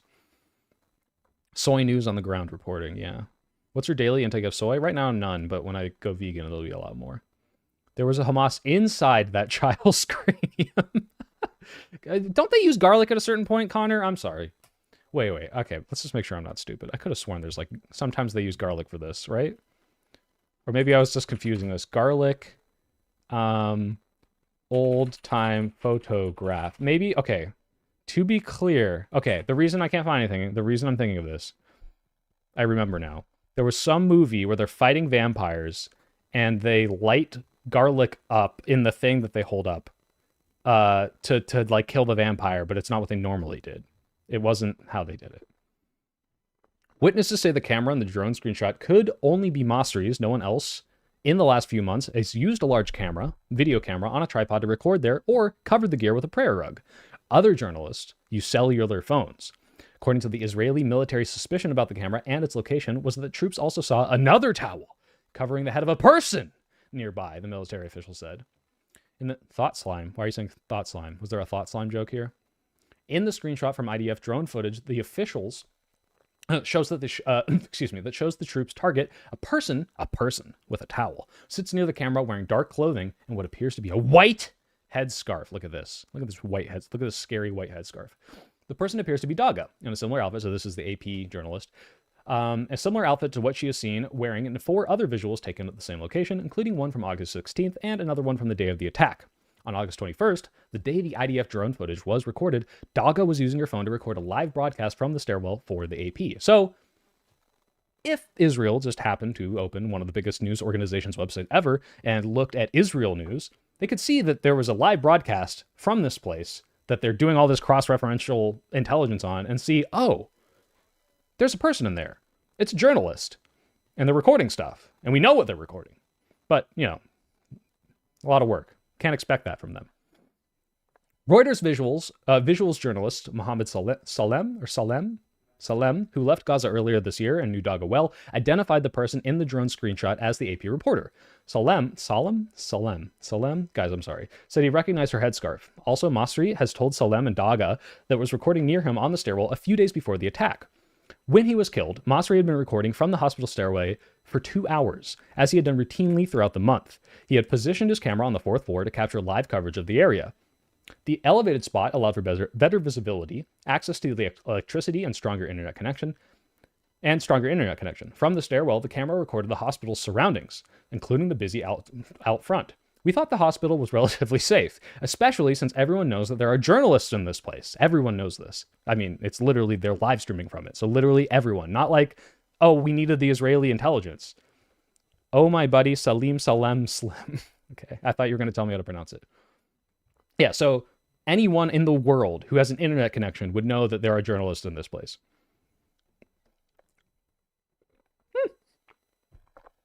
In the early days of the war, Reuters shared with the Israeli military locations of its teams in Gaza, including Nasser Hospital. So they even told them specifically to try to ensure that they would not be targeted, the Reuters spokesperson says. But after many journalists were killed in IDF strikes, Reuters stopped giving precise locations. Wow, that's crazy. At one point, they thought, well, if we're just good faith and tell them where we are, this is fine. But you're killing so many of us that we actually think it's better to not share. However, Israel was fully aware that Reuters and multiple other news organizations were operating from Nasser Hospital, which has been one of the nerve centers for the coverage out of Gaza. Witnesses said that the IDF had drones in the sky throughout the attack. About 40 minutes before the first tank strike, Reuters photographer Hatem Khalid was outside the hospital. He sent a message to Khan Yunis colleagues on a WhatsApp group. Quadcopter now exactly over Nasser Hospital. Maybe this is what they're going to say. Well, hey, look, we sent a fucking drone over. That means leave. At 10:12, about 4 minutes after the first attack, freelance journalist Khalid Shath recorded a quadcopter drone flying over the hospital again. I don't know about you guys, but after looking at the evidence, I think I'm on the IDF side. I hope you're joking, first name, last name. This is why Hamas shouldn't use jammers. The IDF didn't have comms and had to make a swing in the dark. We just... Look, guys, if we can't communicate with the people on the ground, we just have to start firing our tanks randomly. We just spin it like a fucking roulette wheel and then shoot in a direction because we just don't know who to shoot at that point. It's your guys' fault for jamming us. The towel is damning evidence, not gonna lie. Yeah, true. Ahmed Abu Ubaid, a doctor in the forensic medicine department who was injured in the second strike. Remember, they shot again 10 minutes later, so after the camera was presumably destroyed. So the drone hovering in the air entrance for more than hovered in the air for over 10 minutes. It was recording and seeing us and seeing we were all doctors and civil defense and nurses and journalists. So they had eyes in the sky watching these doctors treating these people, and they still shot again. So now that they have this evidence, so it's like, why the fuck would you do this? Now they're like, well, we didn't order it. Actually, we don't even know who did it. Every time you try to pronounce a name, you sound like you're chanting an ancient spell. Sorry, guys. The camera was Transtifa. It's like the shotgun merry-go-round saw trap that they're shooting. Yeah, oh my god. Or Killing of the Sacred Deer, where he like blindfolds himself, has his family on the couch, and he's just spinning in circles, like firing every time he stops.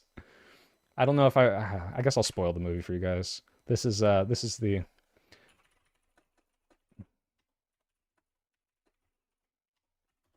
I think if I don't show anyone dying, this will be fine. We won't see the whole scene. But this is Israel's current policy.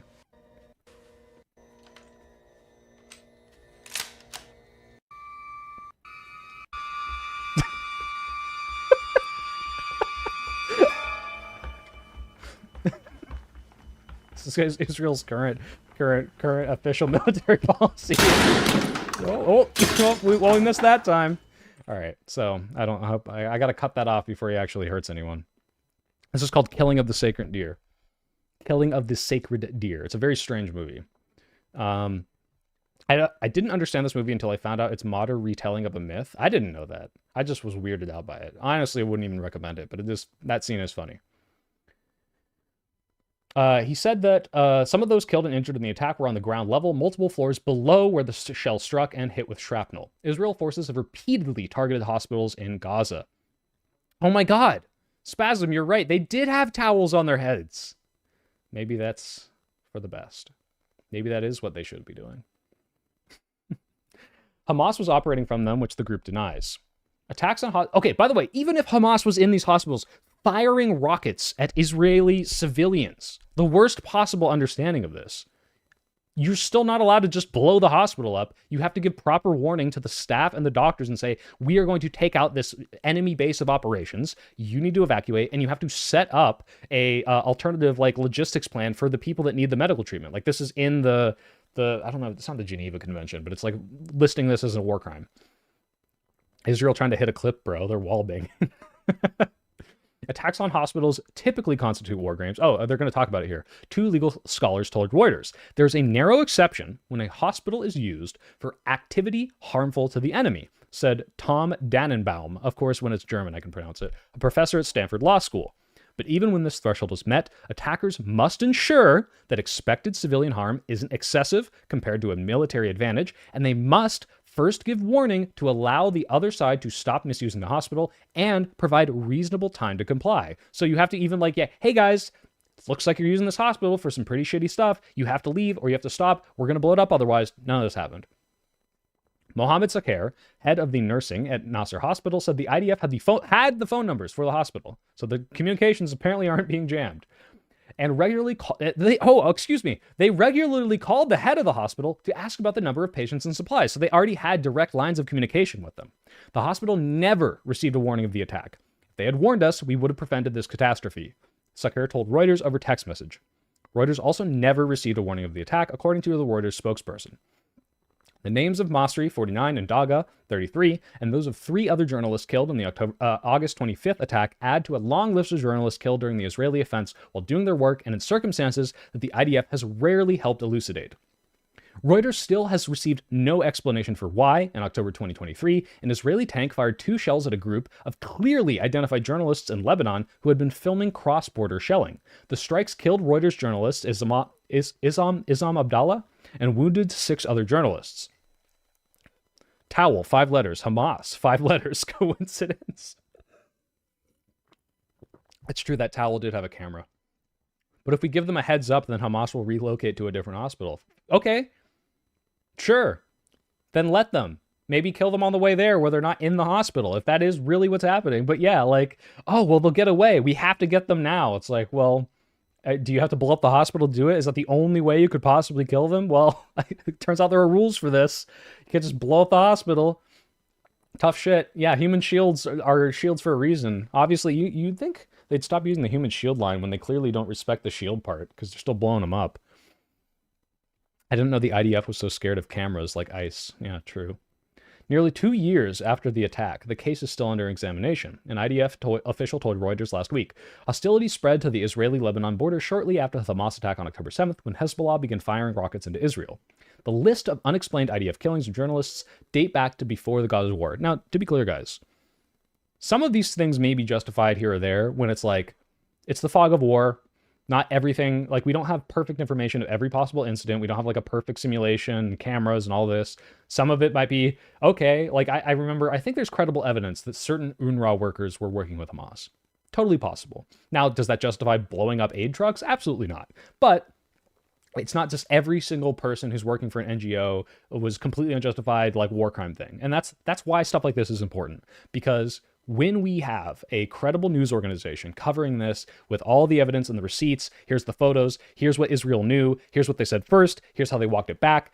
That's the thing you need to like hammer home to people, because not only is it like probably 100% true, but two, it's also like the most convincing case. You can't just show people tweets. You can't show people like, oh, look, here's a photo of a dying child, because as much as that is awful and disgusting, it also, one, might be not even from the same conflict, which I've seen before. Two, it's not evidence of, hey, this was, specifically Israel targeting a child. It might be a child caught in what might otherwise be like a Hamas base. It's very possible, but this is like dead to rights. This isn't a tweet. This isn't a TikTok. This is a news organization showing a pattern of war crimes, lies, and journalists being murdered. And this is so important that like this is the stuff that, first of all, we can't even get out all the time because they do kill these journalists, but is the through line of, okay, it's okay to have like anti-conspiracy brain and pro-conspiracy brain, but here is something that's just undeniably like, this is the case. Unless you truly are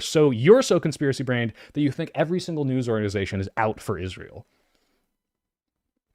When Israel says working with Hamas, they could include the Gaza Hamas Health Ministry. Yeah, that's true. Okay. Al Jazeera correspondent Shireen Abu Akleh, wearing a clearly marked press vest, was shot dead while covering an Israeli army raid in the West Bank of Jenin. Israeli authorities initially said that armed Palestinians were likely responsible. Later, I remember this one, Israel's military concluded that there was a high possibility that the Palestinian American national was accidentally hit by IDF gunfire. No criminal investigation would be launched, the military said at the time. Al Jazeera condemned the killing of its reporter as a heinous crime, saying that it was intended to prevent the media from conducting their duty. A military spokesperson told CNN that the IDF was very sorry. Well, we're sorry for the death of Abu Akleh. The IDF has not provided a full account of how she was killed. Well, it was an accident. After the killing, Israel said its forces do not intentionally target journalists. Which, hey, by the way, that could still be the case. Maybe they're just accidentally bumbling around and killing all these people because they do think they're Hamas. Anyone with a towel on them is, this is the most convincing anti-Israel stream I've seen. I don't know if you're joking, Michael Stark, but I hope so. Because when you're anti-Israel, you're going to get wrapped up in a lot of different groups. You're in the same tent as Groypers. You're in the same tent as anti-Semites. You're in the same tent as super far left people. You're in the same tent as regular liberals. You're in the same tent as crazy liberals. You're in the same tent as a lot of people, because a lot of people hate Israel. And if you're going to be anti-Israel, you need to have some pretty convincing reasons why, because a lot of people have terrible reasons for hating Israel, and a lot of people have good reasons for hating Israel. And if this is the reason why you're like, oh, actually, wait, now I'm a little more anti-Israel, I hope so. Because this is like, look, here is a objective news organization documenting a war crime, which is very different from some tweet or some like anti-Semitic bullshit rant. This is what you need to have in front of you. This is what you need to read through. I know it sucks reading articles, but the reason I'm going through this with you is because this is the stuff that convinces people like me. And this is the stuff that like really cuts through the conspiracy bullshit. I really respect the Jewish organizations who speak out and march against the genocide happening and how they aren't letting Zionism hijack their religion and name. I do too. I'm technically Jewish, guys. The anti-Semitism is just a coincidence. Wait. They called a drone strike on Greta Thunberg? Is that true? Is she dead? What if the articles are biased? So here's the thing. Oh, wait, biased towards Israel? I trust, like, you shouldn't take my word for trusting Reuters and AP, but a way you can see this is, like, let's see. I'm going to bring up an article on Nasser Hospital from just, like, something that I wouldn't otherwise read about. Let's see.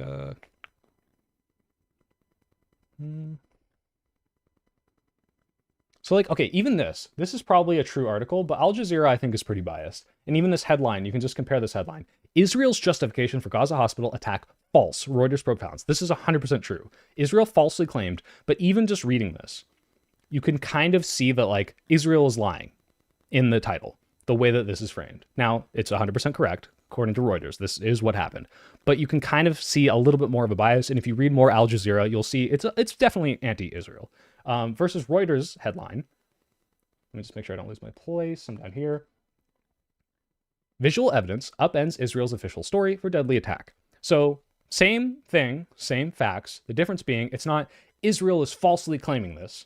We are going to get that true statement as we go through here. But the difference is we're not kind of framing this in a way that like latches onto the people that want to say that Israel's wrong. It's just, hey guys, we looked at this objectively. Here's the visual evidence. Israel's story is being contradicted. And like that framing, if you read enough Reuters, if you read enough AP, you'll realize like, yeah, this is pretty passive voice, middle of the ground. Just this is what happened.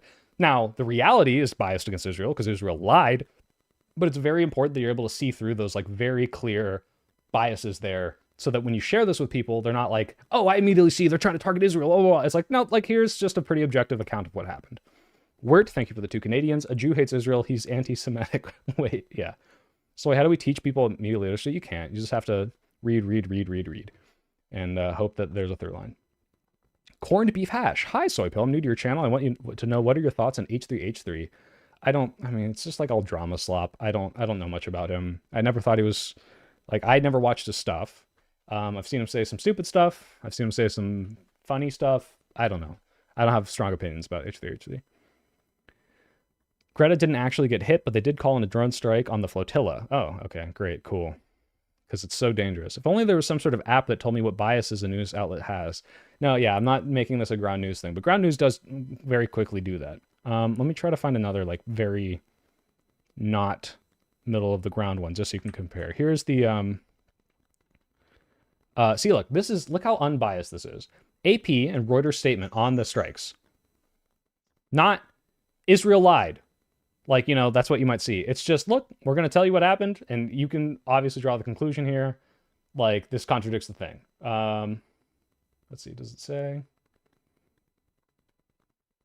It doesn't even report it very much at all. This is like even more objective. This is like, even doesn't even go into the detail that would allow you to conclude that it's bad.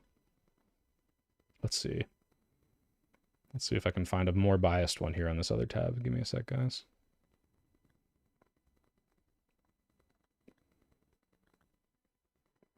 Maybe should I go, is there like an Israel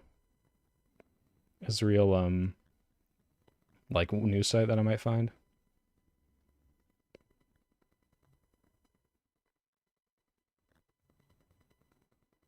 I'm not seeing any, but I think you guys get the point. The point is AP and Reuters usually pretty good about this sort of stuff. Al Jazeera obviously going to be super more anti-Israel, and then you can use like a tool like Ground News to compare that. Thoughts on AIPAC, guys? This is another thing. All right, if you're convinced now, having read through this, that Israel clearly does awful war crimes and has not the best interests of the people there and the innocents at heart, good, because I think that is clearly laid out here. If you guys can show me the same sort of evidence for why AIPAC is like some evil, influential group that is like causing all these politicians to like let Israel get away with whatever it wants and has all this undue influence, like please show it to me, because like I have yet to see like convincing evidence that taking money from AIPAC is some exclusive thing that's going to make you like super corrupt versus any of these other PACs that they donate or get money from.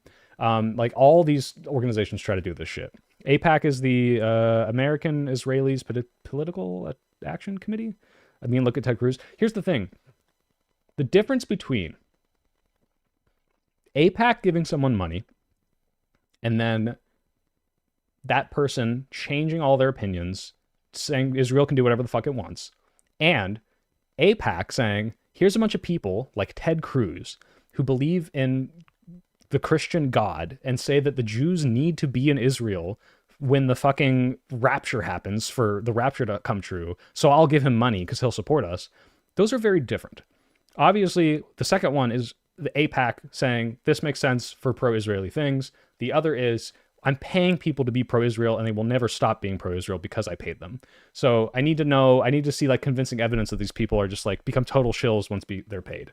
Although there is a lot of evidence of like people saying like, oh, they're hesitant to criticize Israel, they'll vote this way. But like even AOC, who to my knowledge has taken zero money from AIPAC, is still being criticized for some of her Israel positions. And I'm not sure if that's to maintain relations between America and Israel. I don't know why. I even asked Ken Martin about this, and I'm like, still don't have a satisfying answer. But that doesn't mean it's not happening. I just think there's a lot of American-Israeli Public Affairs Committee. Yeah. American-Israeli. Yeah. I need to see more convincing evidence before I'm like, AIPAC is an evil fucking thing. It's like, okay, like, as opposed to a Japan pack that's saying, I want you to be pro-Japan. Like, the difference is Japan's not doing the genocide thing, but like, show me like the way that AIPAC is influencing in this horrible, awful way. What is the ideal solution to this conflict? Okay, I cannot solve Israel-Palestine. I don't know, man. Unironically, I say this as a joke, but like, we just literally migrate all the Israelis to like pick it up with hooks, take all the land, fill the rest in with dirt so they can rebuild. They can make Gaza 2, and then put lifted up Israel next to Manhattan Island. Little new Jew, make a Jew York. All right, let's finish this up. The same day, the Israeli military released the names of 6 men whom it said were terrorists killed in the strike. So, didn't provide evidence of this, they just said it happened. One of the men listed by the IDF, Omar Abu Tim, was killed elsewhere, not in this attack, so fucked up or lied. Said Thawabta, the head of the Hamas-run Gaza government media office. Well, you might have lied. Another man was a first responder, according to the first statement, Gaza's Emergency Services Organization. Reuters identify him in footage from August 25th, in which he's seen rushing up to the staircase after the first strike, which presumably got the camera. So their other justification might be, well, after we blew up their camera, Hamas ran in and we just had to, make sure we double tapped. After the second strike, his body can be seen hanging off the ledge of the 4th floor. A third man, listed by the IDF, was a member of the hospital staff, according to the post on Nasser Hospital's Facebook page. 2 other men were visiting patients. See, actually, I am a little skeptical of this. It's like, well, we only think he's a hospital staff based on a Facebook post. Like, that's not great evidence, but this is, again, they're not saying, therefore, they're wrong. They're just saying, hey, this is what we're seeing here. This might not be true. This is the evidence. Come to your own conclusion. So they don't try to make that conclusion for you. If you were reading a more biased thing, a third man listed by the IDF was definitely a member of the hospital staff.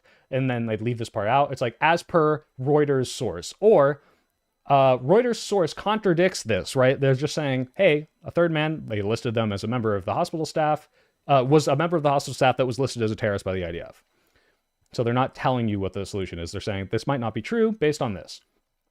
2 other men were visiting patients at the hospital and were taking part in rescue efforts when they were killed in the second strike, according to members of their families, who said the men had no affiliation with armed groups. Now, again, this could be true, or it could be, people that were trying to help out because they saw a bunch of people killed, and they happen to be Hamas. But you think IDF fucking knew that when they shot a second shot in there? Absolutely not. Reuters could find no details about the 6th man except to confirm that he was killed. On the day after the attack, the military official who spoke to Reuters said the troops operating near Nasser Hospital identified a camera pointed at them in the days before the strike, and that actions were approved to remove the threat. So, on the day after the attack, the military official said these were approved. Now that we're showing that this is clearly just a camera from Reuters, they're saying, well, we didn't approve this. We're not really sure what happened. So I'm obviously skeptical of this. But again, this article doesn't say that anyone here is lying in particular. This military official could be lying. The IDF could be lying and saying, yeah, we approved it, but now we're going to say we didn't. There's a lot of stories that could happen here. The point is, clearly this was unjustified, and you are looking into what Israel military is doing. Is this Israel is a malevolent force who is lying about everything they're doing to kill everyone? Potentially. Is it Israel is incompetent and does not have a top-down command and allows its soldiers to do war crimes and then not punish and investigate them and lies about it to cover for them? Also possible. So remember, don't take a narrative away from this. Just look at what the evidence presented is, come to your conclusions that aren't being drawn to you, but understand that this is like everything we know that's verified. And when you read a Twitter post that's like, all Israel wants to do is just kill every child, and you read one that's Israel is a bastion of peace and they are only doing it on accidents, both of these things are not things that you should take anything away from. It's just people saying things that they want you to think. This is an article describing a situation, which also paints Israel as horrible, but because it's the objective. reality. Masri's recordings from Gaza captured a wide array of scenes in front of Nasser Hospital, with some shots showing military activity far in the distance. On August 20th and 21st, for instance, the camera captured Israeli diggers and a bulldozer excavating a demolished area 2.4 kilometers northeast of the hospital. Satellite imagery of the area on those dates shows the equipment surrounded by at least 5 tanks, which are not discernible in Masri's footage. Citing the IDF's initial review of the incident, the military official told Reuters that troops had correctly identified the target of the attack. The official, however, said that the IDF had launched a closer examination into possible mistakes made in the attack's execution.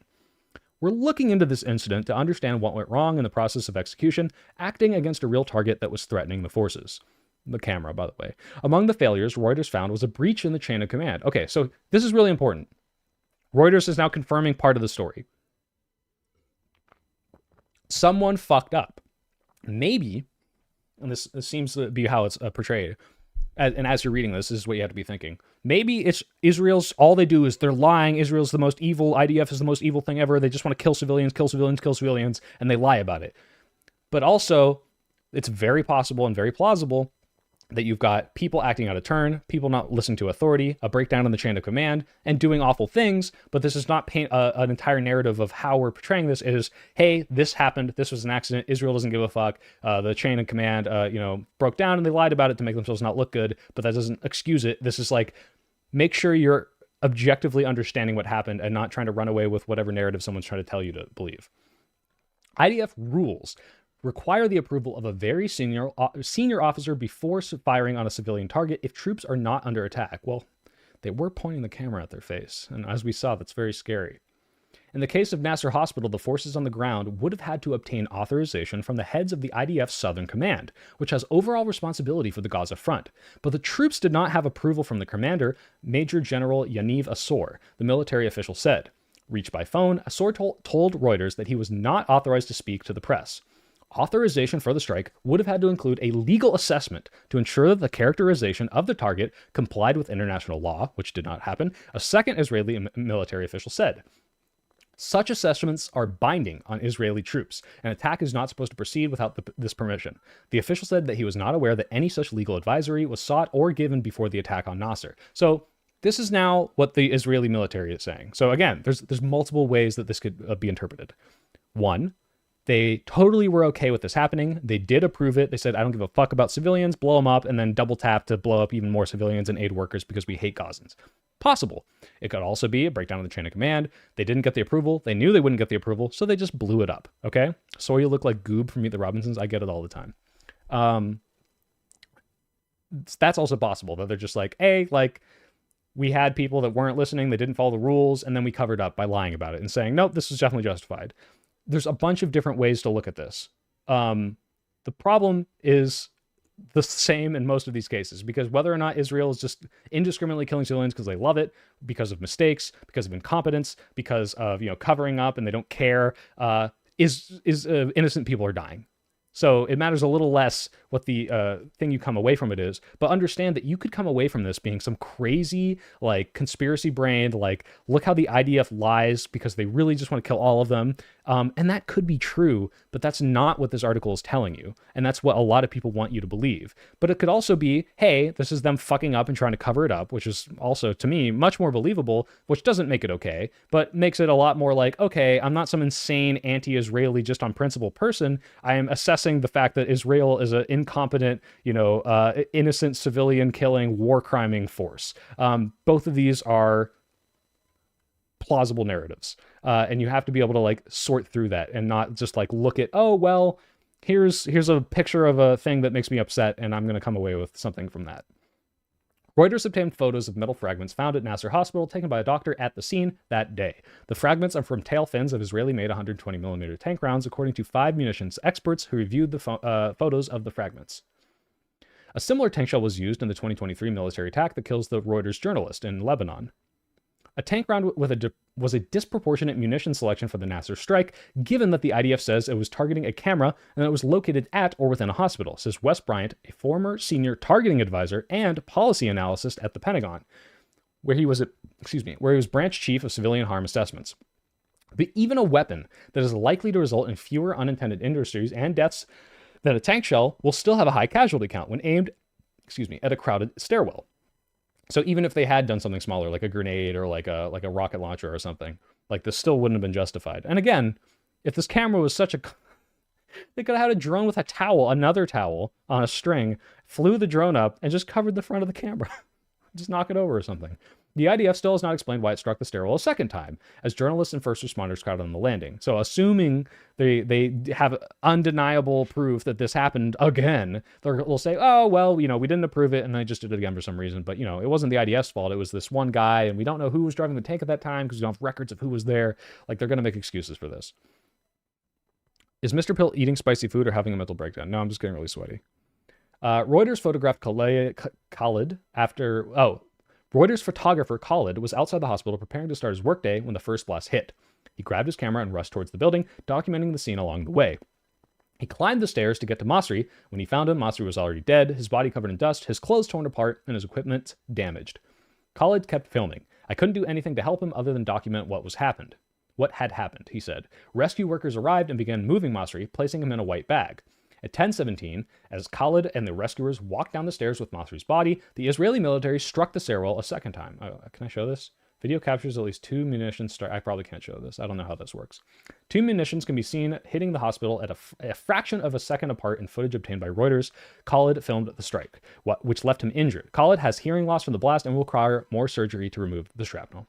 Okay, so I know that took a while, but I think it was really, really important to get through all of that, because what you just read was a pretty objective, detailed, in-depth account of the story, the initial claim from Israel, how that is contradicted by photographic evidence, the actual evidence that appeared, who was there, who was killed, how this could have happened, the different excuses they might have, the different explanations, and still coming out of all of that does not tell you what to think.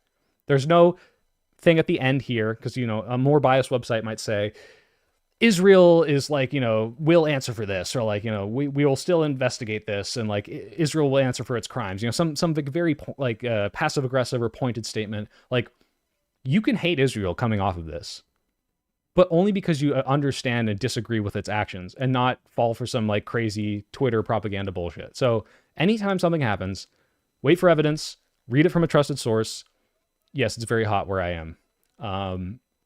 I thought the article was great because it's like, if you are in doubt of like, these people are like, oh, Israel loves war crimes, and like, people framing it in awful ways, this is such a good way to be like, well, here's like a very detailed account of like how awful this is. And don't get me wrong, it's not like this is the first time, the first article that ever showed something like this. But when you come up with these narratives, out with some sort of narrative, anti-Israel, anti-IDF, I'm against the genocide in Gaza, make sure you have stuff like this, because this is very convincing and compelling to people who see a lot of bullshit on TikTok, Twitter, and all these other places, and they're like, whatever, this is just propaganda bullshit, versus like a real in-depth article. How can I trust the source if it's showing me facts that lead to me to a conclusion? True. You'd make rice taste better since you're turning to soy sauce. Thanks. I don't think that's framing it in awful ways. Narratives aren't bad inherently. No, they're not bad inherently, but if you already believe the narrative is nice and it feels good to see the people being mad in the way that you're mad, that sort of thing. But if you're trying to convince someone else and you're like, look, here's the Twitter, there's Twitter, look at this Twitter thing. And they're like, well, what the fuck is this? Like, if you believe that Twitter thing, you might be falling for like some propaganda bullshit. It might be true, it might not be. For example, saying Israel's blown up hospitals and committing war crimes is true, but if I saw someone say that and then just 2 photos of rubble, that could not be true. And when I need to go look at an article and really understand that it is happening. And also, yeah, you got to reach out to people and convince them like, hey, this is awful and we need to vote people out and draw red lines and make sure we stop funding this bullshit. I'm not sure that Reuters journalists had used a towel before, so Hamas. True.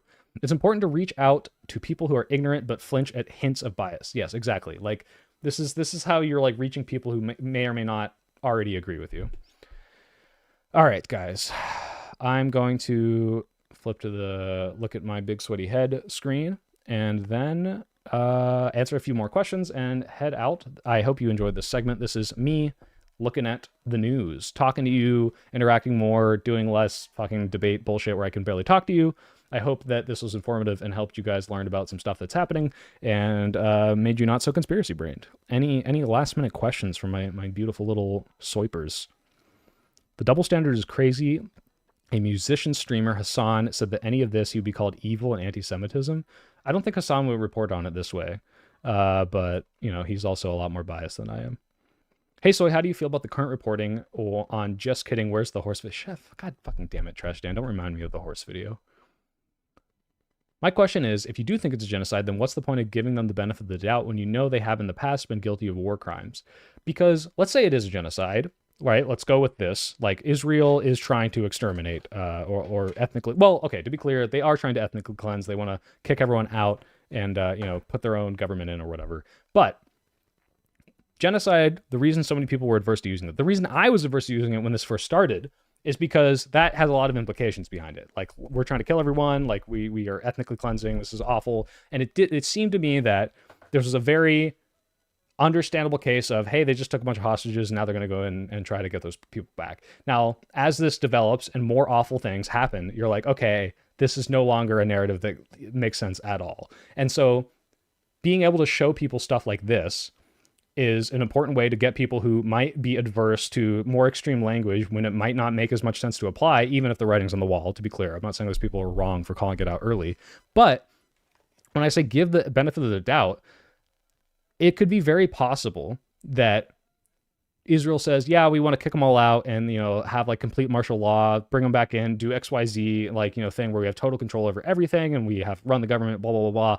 That could fall in line with, hey, we want to, you know, also let our, you know, incompetent military do whatever the fuck because it'll discourage them and make them run away more. That's not giving them the benefit of the doubt. That's still evil. That's still awful, but it's not the same as we are actively trying to murder every single person in here. So it's important to understand that, like, yeah, we can't 100% know exactly every single intention, but we can't just automatically assume everything in every single situation. Just take what is objective fact, what is the statements from these people, and, you know, come to your conclusions from there, but don't conspiracy brain react to everything. More debate panels. Oh no, people don't like this. They want more debate. I think I'm doing a debate on Wednesday or Thursday, actually, but I'm also working on my bid. Soy, what made you wear sweats and a long sleeve in September? It was cold this morning. I'm sorry. What do you think? Sudan, Gaza, and the Congo are connected? No, actually, I do geography, and those things aren't even close. I don't know if they're connected. What makes you want to go vegan? It's the morally right thing to do. If Hassan said the same thing as me, then good. Awesome. The legal definition of genocide being vastly different from the public perception of what a genocide is part of why it took so long for countries to call it that. Yeah, exactly. That's why, like, even Bernie Sanders might not call it that. How do we find hope in this fucked up time? It seems like every day we watch our democracy further get wrenched away from us. That's a good question. Do I have hope? I don't know. Even if things get really shitty, there's always going to be entertainment and fun. It's just might not be fun for everyone. No, guys, look, there's institutions, and as much as this is the Ben Shapiro defense, a lot of the reasons why Trump hasn't been able to do insane shit is because those institutions and judges and counters exist. And while that might not fix things from getting shitty, there's always options to fight back. And there's always going to be some way for us to push against it. And I think the silver lining through all of this for me is that the reason why you don't see fascism take root and stay forever is because it oppresses people, because the people realize that this sucks, this is only good for a very small amount of them, and they fight back, and eventually it goes away. But then there are these cycles, and people suffer, and you have to, like, entrench yourself and have better guardrails again. But ultimately, these people are stupid and evil, and those ideas rarely win out in the long run. What's your take on Trump's UN experience? I can't believe they didn't boo him more. And it's so weird watching, like, the head of Al-Qaeda who, like, held up 2 severed heads, like, there in, like, a suit and, like, shaved and just treated like a normal person. It's very strange. I have hope in the 335 people watching. Hell yeah. I agree with Zachary is like this to be a semi-routine. I'd agree with Zachary. I'd like this to be a semi-routine stream. Yeah, guys, I'm going to do this, like, maybe 3 or 4 times a week, I think. As long as I have things to say. Once Trump kicks it, the MAGA Republican base will fracture. I agree with that. Death awaits. Guys, I know this is weird, but I think IRI was right. How many weeks has it been? 18 days since Charlie Kirk was killed? I'm kind of bored of it. I think people are getting bored of it. There's some people still holding on. There's the Jack Prozabiaks. He's like, oh, my friend died. I hope y'all remember. But you're going to start seeing posts that are like, Don't let this distract you from the fact that a leftist killed Charlie Kirk. And the reason they're going to do that is because people will have forgotten, like, unironically. Like, it's kind of fading a little bit already. And I think it's not nearly, you know, I'm not like nothing ever happens all in, but I am like, guys, things move fast and we're already moving on, okay? Wirt, thank you for the 2 Canadians. From Canada, Zoran is the kind of hope for America. Yeah, we'll see. I hope he wins. I know Eric Adams just dropped out of the race, so I think it's Cuomo running as an independent versus Zoran. And, you know, if you beat him once, hopefully you can beat him again, but don't know. You look like the baseball kid from Meet the Robinsons. I know, I get it all the time. Easy W, there's more than 4 days worth of news to cover in a week. Yep. Who even is Charlie Kirk? Exactly. Who's Charlie Kirk? I don't remember that guy. Charlie Kirk, old news. They've been dragging out the Kirk stuff like 9/11. What's 9/11? Well, they have to lie about him being a leftist. I mean, guys, I think Tyler Robinson was probably a left-leaning, right? He hated Charlie Kirk. He's pro-LGBT. I don't know. Would you please... we don't know, is the point.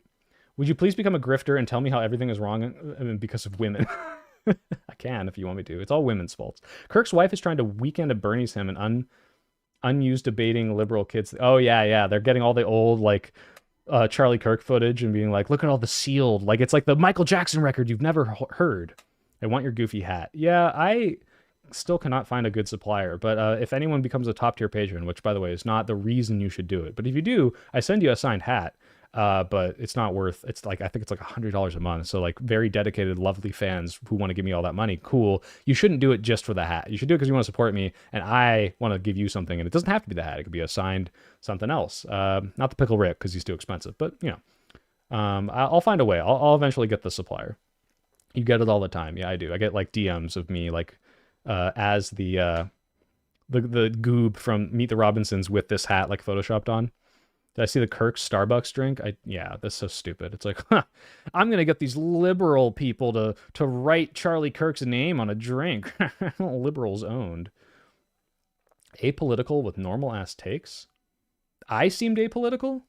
Are you talking about Charlie Kirk? Who seemed apolitical? I'm not apolitical.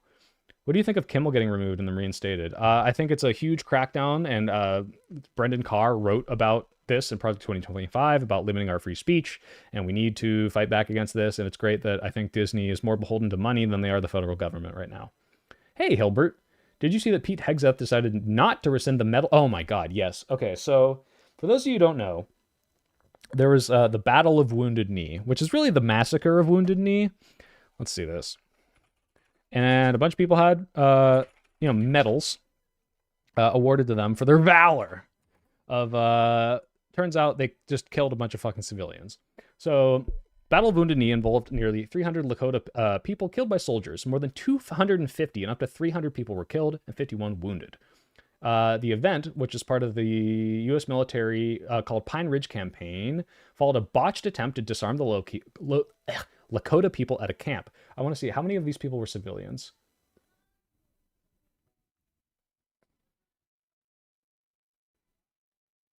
Excuse me. I did not prepare for this, but I think this is ridiculous. Okay. There were 350 Lakota, 120 men, and 230 women and children. The troops surrounded, set up 4 rapid-fire Hotchkiss-designed mountain guns. Jesus Christ. So essentially, there's obviously, some of these people had guns and fought back. They just started slaughtering all of them, right?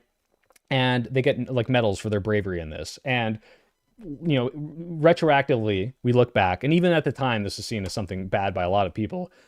We say, hey, maybe we shouldn't have medals for these people who are, did these horrible, awful things. And Pete Hegseth like triples down and is like, no, absolutely. These were brave Americans fighting back against the savages. So it's just like, as far as I can tell, just pure evil. Like there's nothing more evil than this. I just realized you guys are not seeing what I'm reading. So I'm just like staring at a screen and you can't tell what I'm reading. But the point is, yeah, they killed a whole shit ton of civilians. Absolutely awful. It's like if we gave medals to people for like the My Lai massacre, My Lai, and then we decided, hey, maybe we shouldn't give those people medals. And then he's like, actually, sometimes you just gotta, do a bunch of horrible, awful sex crimes and murder people in Vietnam because you're just having a bad day. The Lakota had cameras under their towels, under their teepees. Yeah, true. Bury My Heart at Wounded Knee is an amazing book that everyone should read. I've heard about that. Do you think the escalator planned to stop Trump? I think Gavin Newsom unplugged it right when he was walking up to it. Glad you were aware of it, so I haven't seen it covered a lot. It's just so ridiculous because it's like, it's not, ultimately it is consequential, but what it is the current administration being like, not only are we pure evil and hate minorities, but also we just want to signal that even though this doesn't do anything, we are very evil and there's nothing you can do about it. And so they're just like bragging about just awful stuff. Can your cap propeller spin? Yeah, of course it can spin. Look at that. I ended up talking politics with my Fox News watching grandfather, and I was actually floored how misinformed he was about everything. How is Fox News legally allowed to be called news?